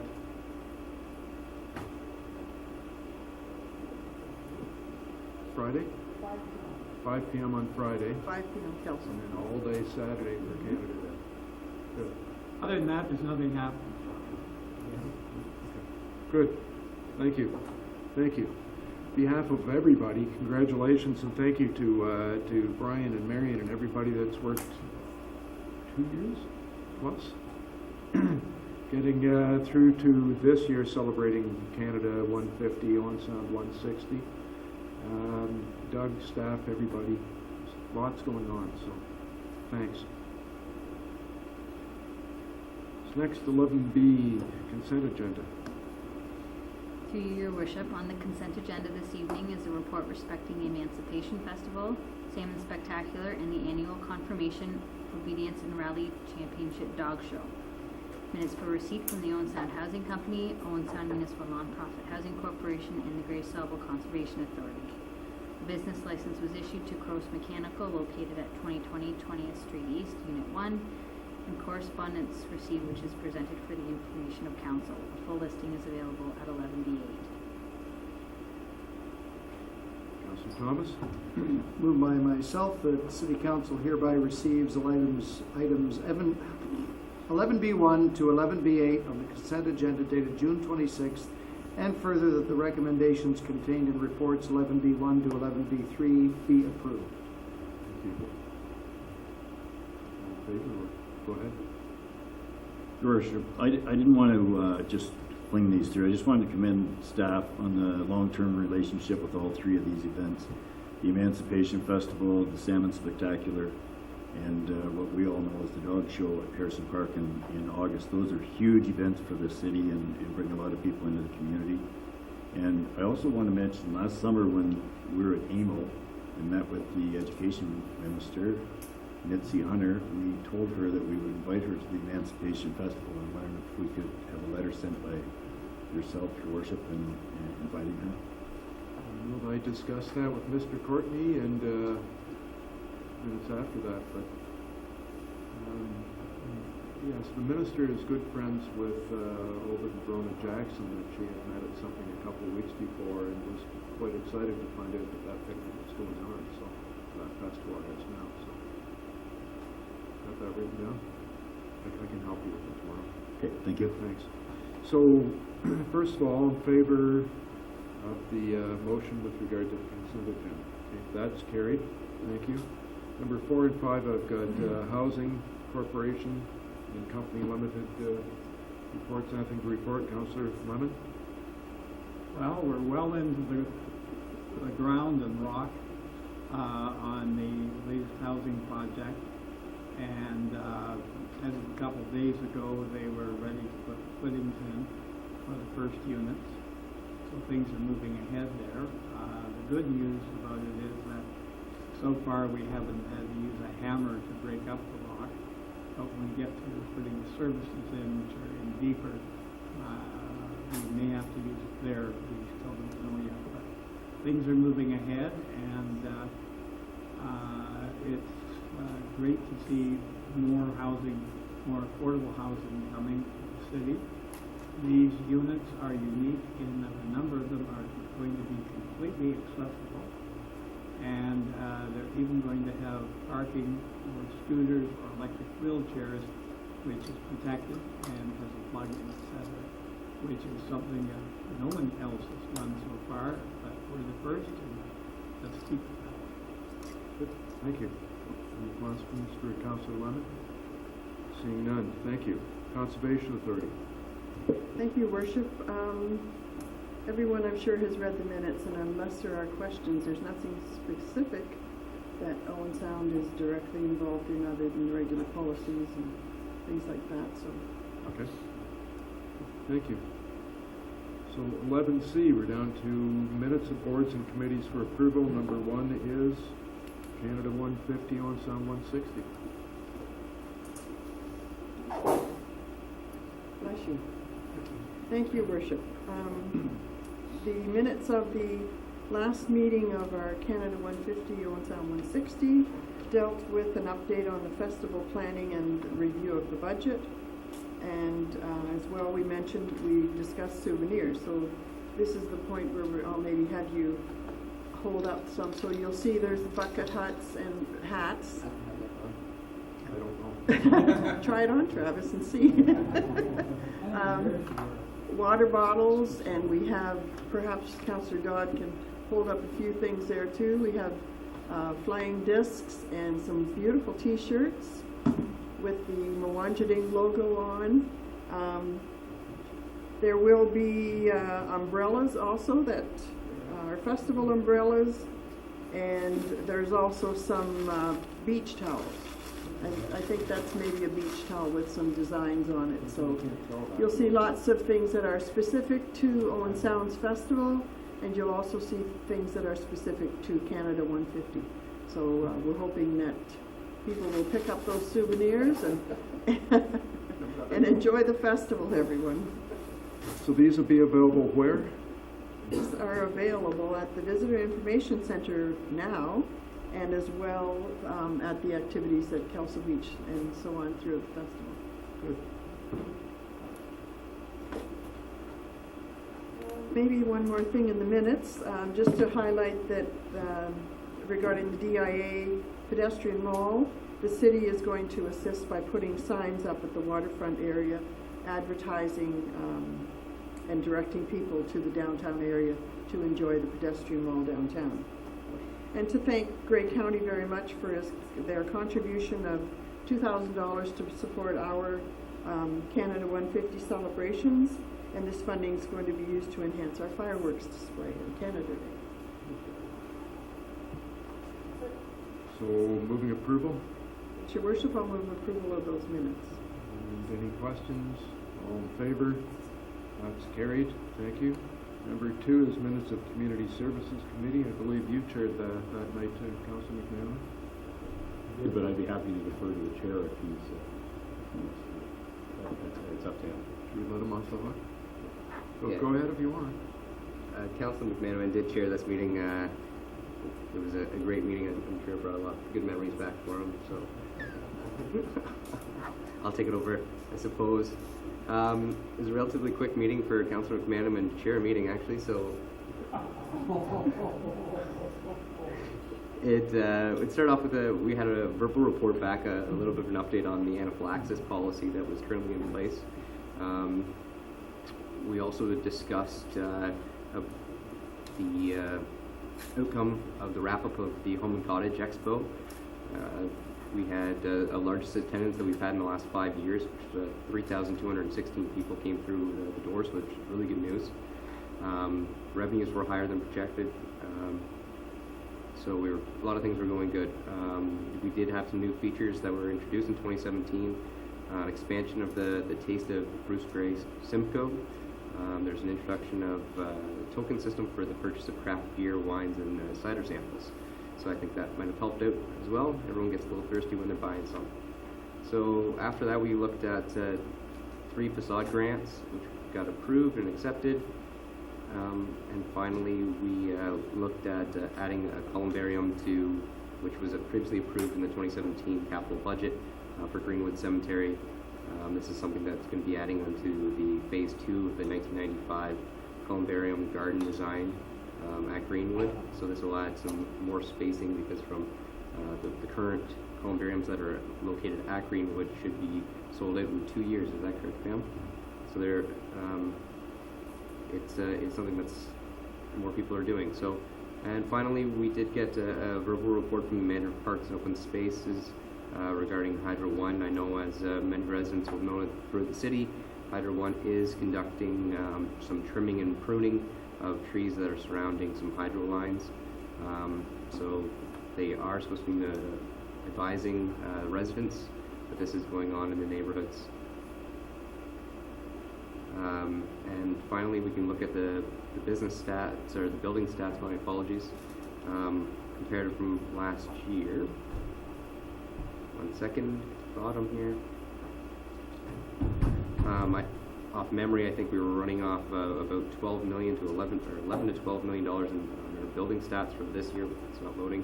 And last year it was in the range of $1 million. So this month, in a year comparison, it's looking better. With that, I would move the approval of the minutes. Any questions? Seeing none, all in favor? That is carried. Thank you. Third one is minutes of corporate services from June 13th. Councillor Craig. Thanks, Mayor Body.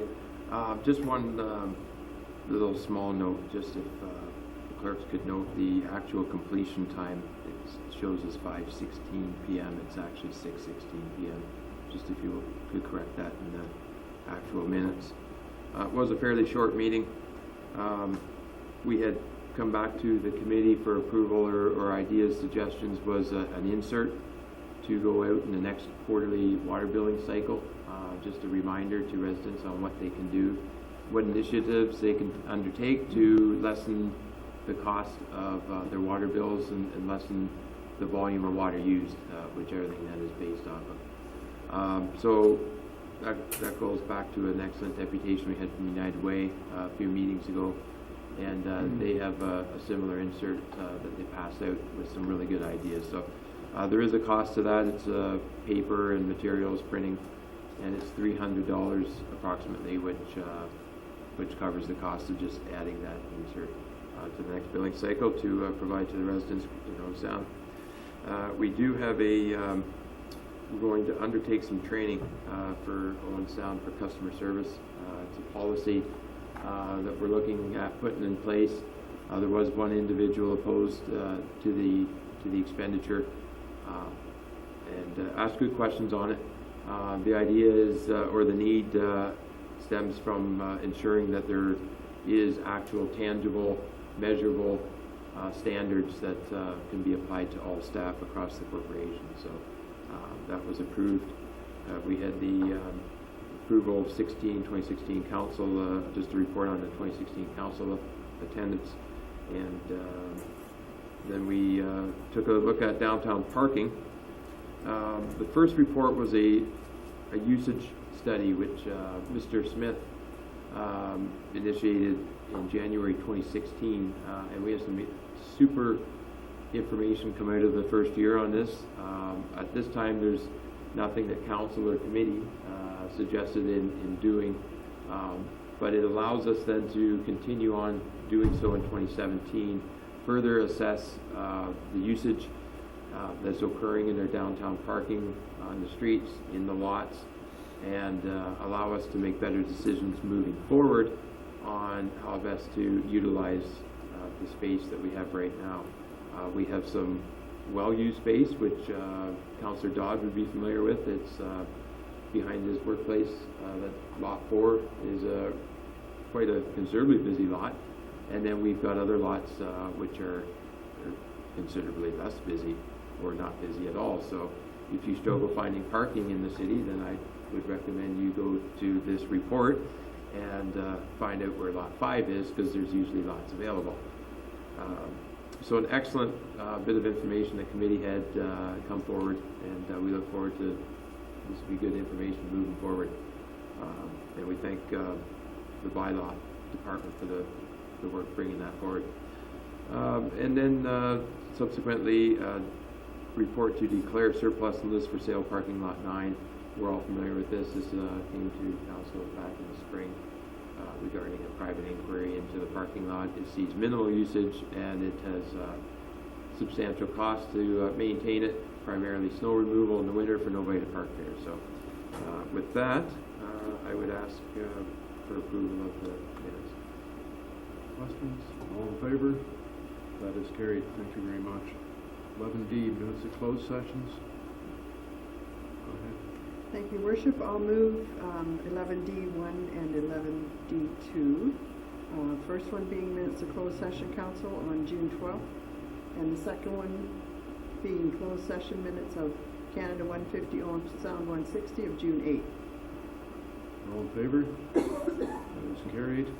We're down to other business. Mr. Becking? Your Worship, Council will recall that there was one last hurdle that we had to surmount with respect to the Sydenham Heights trunk sewer, and it had to do with the butternut, or potential for butternut to be located along the railway corridor. We have completed the inventory work that's required and satisfied the ministry's requirements that there are no butternuts that will be adversely affected by the proposed work. So I just wanted to advise council that we've gotten over that hurdle and it's full bore ahead. Thank you. Councillor Thomas. Yes, Your Worship, gives me great pleasure to announce that we now have a library deal with Meaford. It's a 3-year service agreement with an option to renew for 2 more years, retroactive to January of this year. That makes it, if the option to renew for 2 more years, brings it into line with the 10-year union library agreement, so it'll come due the same year. And the one big change is that it does include all Meaford residents as users of the Owen Sound North Grey Union Public Library. All they have to do is have a Meaford Public Library card, which they present in Owen Sound, and then they'll be issued an Owen Sound Public Library card as well. So I'd just like to welcome some new patrons to the Owen Sound and North Grey Union Public Library and say, whew, thank you. Good. Thank you. Well done. Councillor Lemon. Yes, Your Worship, I had the opportunity to present that information. Good. Thank you. Councillor Gregg. Thank you, everybody. First item I'd speak about was an excellent tour of Tenneco Automotive today that members of council were allowed to have. We were joined by the county CAO and planner Randy Schertzer as well as the economic development staff from the county. Thank you to Jeff Kane, Brian Doucette, and Graham Waite for their time and the tour of the facility which they gave us.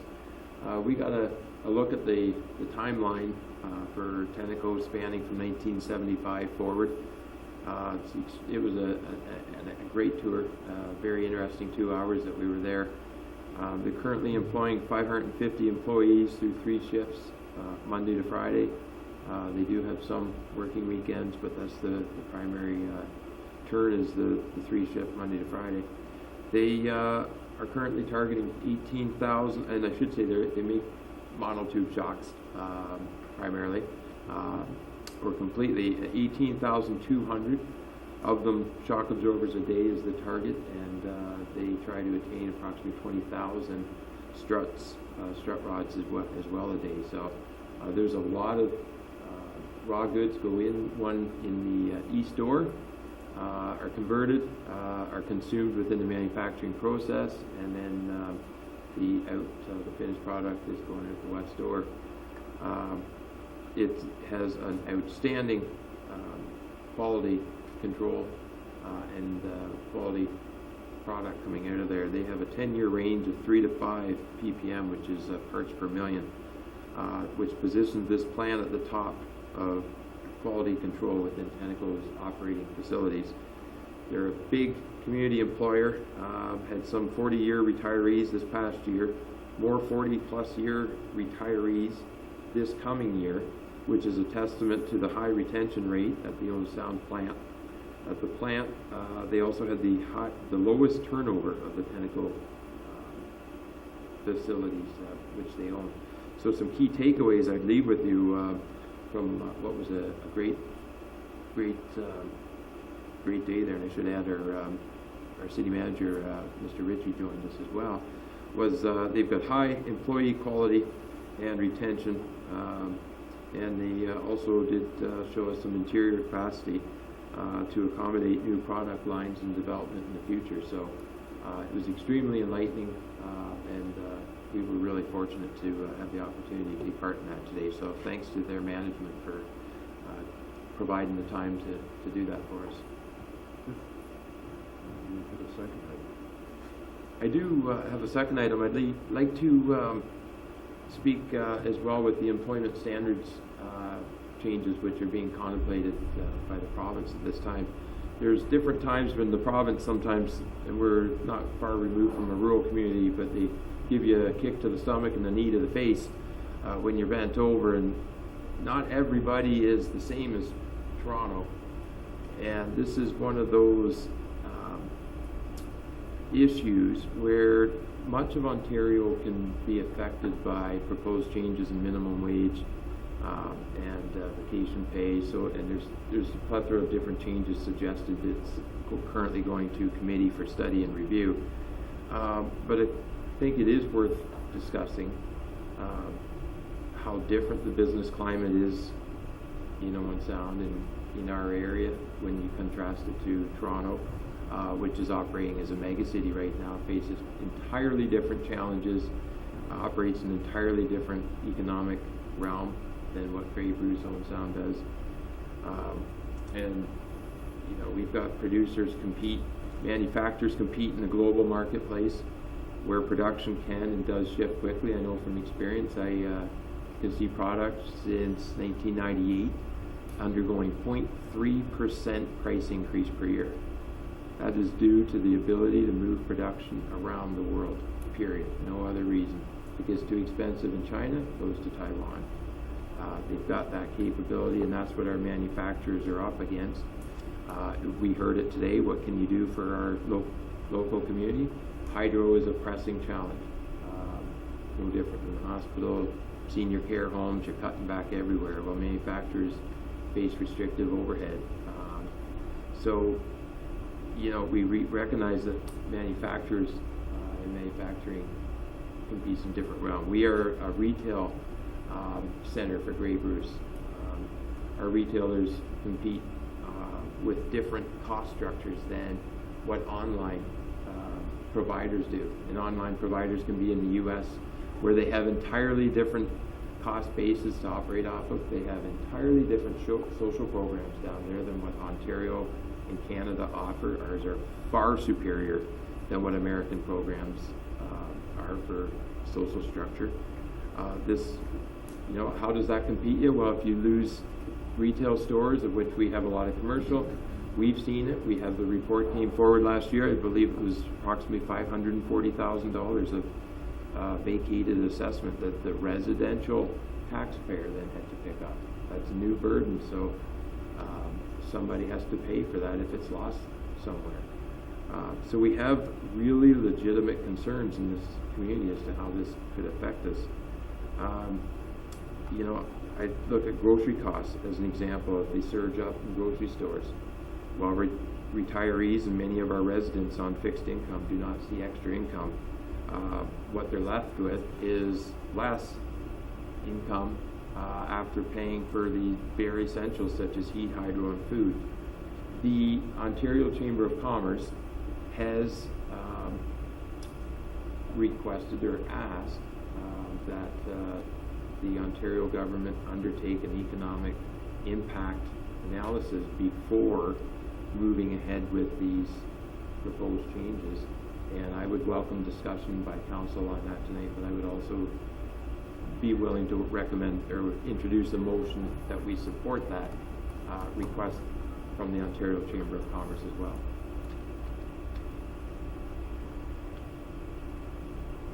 Do you want to read your motion?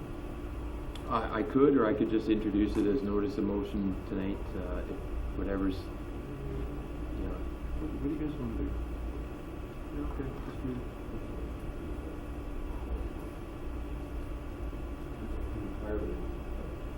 Go ahead. I'm not saying I'm opposed to it, I'm saying it's an entirely new idea that's brought up to us. Unless, is there a timeline? Not that it cannot wait till July 17th. They don't want to rush summer away too fast. We haven't had any of it yet. Yeah, it can stay till July 17th as a notice. I'll come back to you. Notices the agenda. Thank you.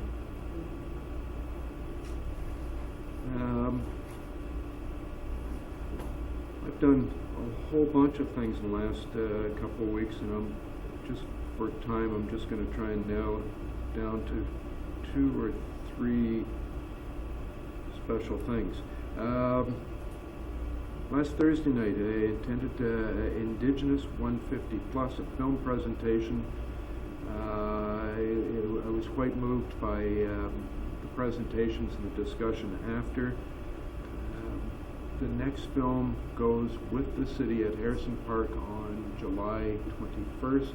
I encourage everyone to go, and you'll learn something. It's pretty impressive. Next one after that, I think, is August 12th, and we'll probably all be at AMO. I'm very honored to be able to attend the change of command at the Meeper Training Center, and so thank you to Lieutenant Major Christian Lillington, that's actually retiring, not just stepping down, but retiring. And we welcome the new Lieutenant Major LaRue. I didn't get a chance to meet him, just the way things swirled, because I was in a hurry to get back to Owen Sound. I had to attend a 50th wedding anniversary of Marion and Gordon Capti, so congratulations, that was fun. A lot of people there.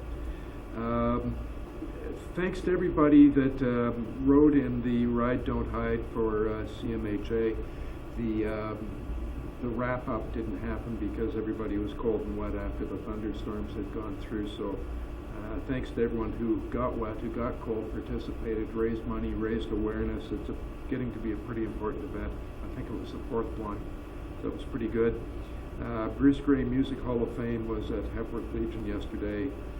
I'm not going to go, well, I can go through the list. Kenny Fromage, Ross Reginald Johnson, I'm going to come back to that. Music Maker Mums, and there's 5 people. They're all not all related to my mother, but a whole bunch of them are. Lone Sound Junior Farmers Orchestra. Ross Johnson is from Nawashigaming. Hope I said that right.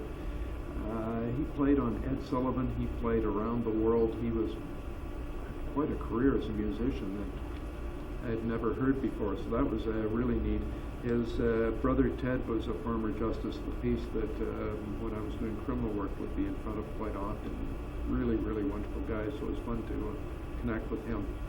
I think that's everything in other business. So Brian, did you want to say? Sure. I have a little addition as well. I just want to announce that our Deputy Clerk, Jeff Smith, this is his last council meeting. He has accepted a position with Woolwich Township, and I believe is leaving July 14th. It's his last day of work. And Jeff, I just wanted you to know that you are a perfect example of the kind of people we want working in City Hall. Just so much respect for you. You've been a good team player. Brianne is going to be sorry to see you leave. We're all sorry to see you leave, but we are happy to see that you got a promotion. I don't often speak for all of council, but I know that there's just so much respect for you, and I wish you and Ted all the best in your next chapter.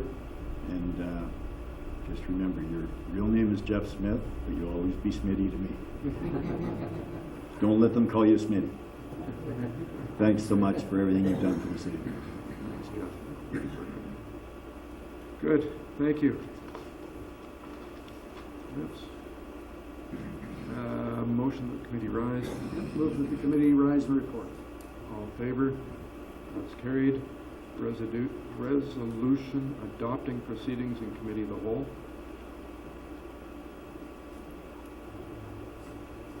Number 14. I skipped right to number 17 here, but I will gladly move that we adopt the proceedings of the committee of the whole. Perfect. All in favor? That's carried. Now we're on the Oh, we were in the formal session, okay. Notices of motion, Councillor Gregg.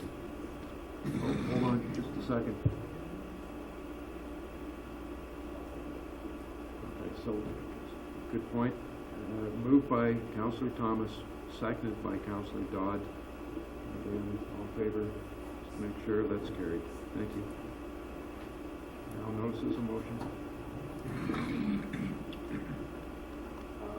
Okay, my motion, it will be, or is, whereas the province of Ontario has recommended changes to the Employment Standards and Labour Relations Acts, and whereas the province of Ontario has many municipalities with differing and unique economic circumstances, and to protect jobs against unintended consequences that may come about as a result of implementing these changes, that the City of Owen Sound supports the Ontario Chamber of Commerce request that an economic impact analysis be done of the proposed reforms prior to implementation. Thank you. So that'll come back on July 17th. No new business by resolution. Bylaws.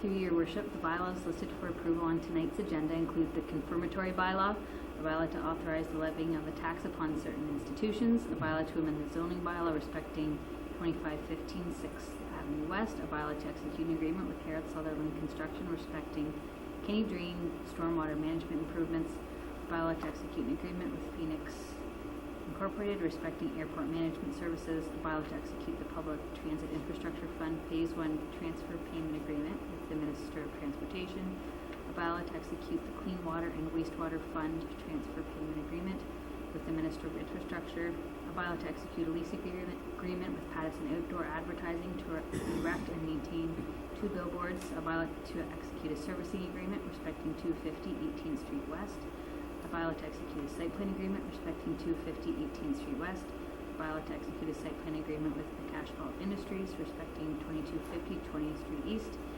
and lastly, a bylaw to amend the appointed officers bylaw to appoint Brian Green as Chief Building Official and Property Standards Officer. Councillor Thomas.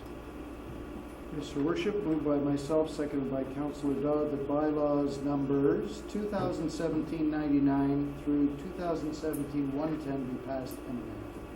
All in favor? That is carried. So that completes our business for tonight. And it is, what time it is? 9:13. So, happy Canada Day, happy Owen Sound 160th to everybody. Look forward to seeing you on July 17th, which will be a perfect day to wear really ugly shirts instead of ties, if anyone's interested. Good night.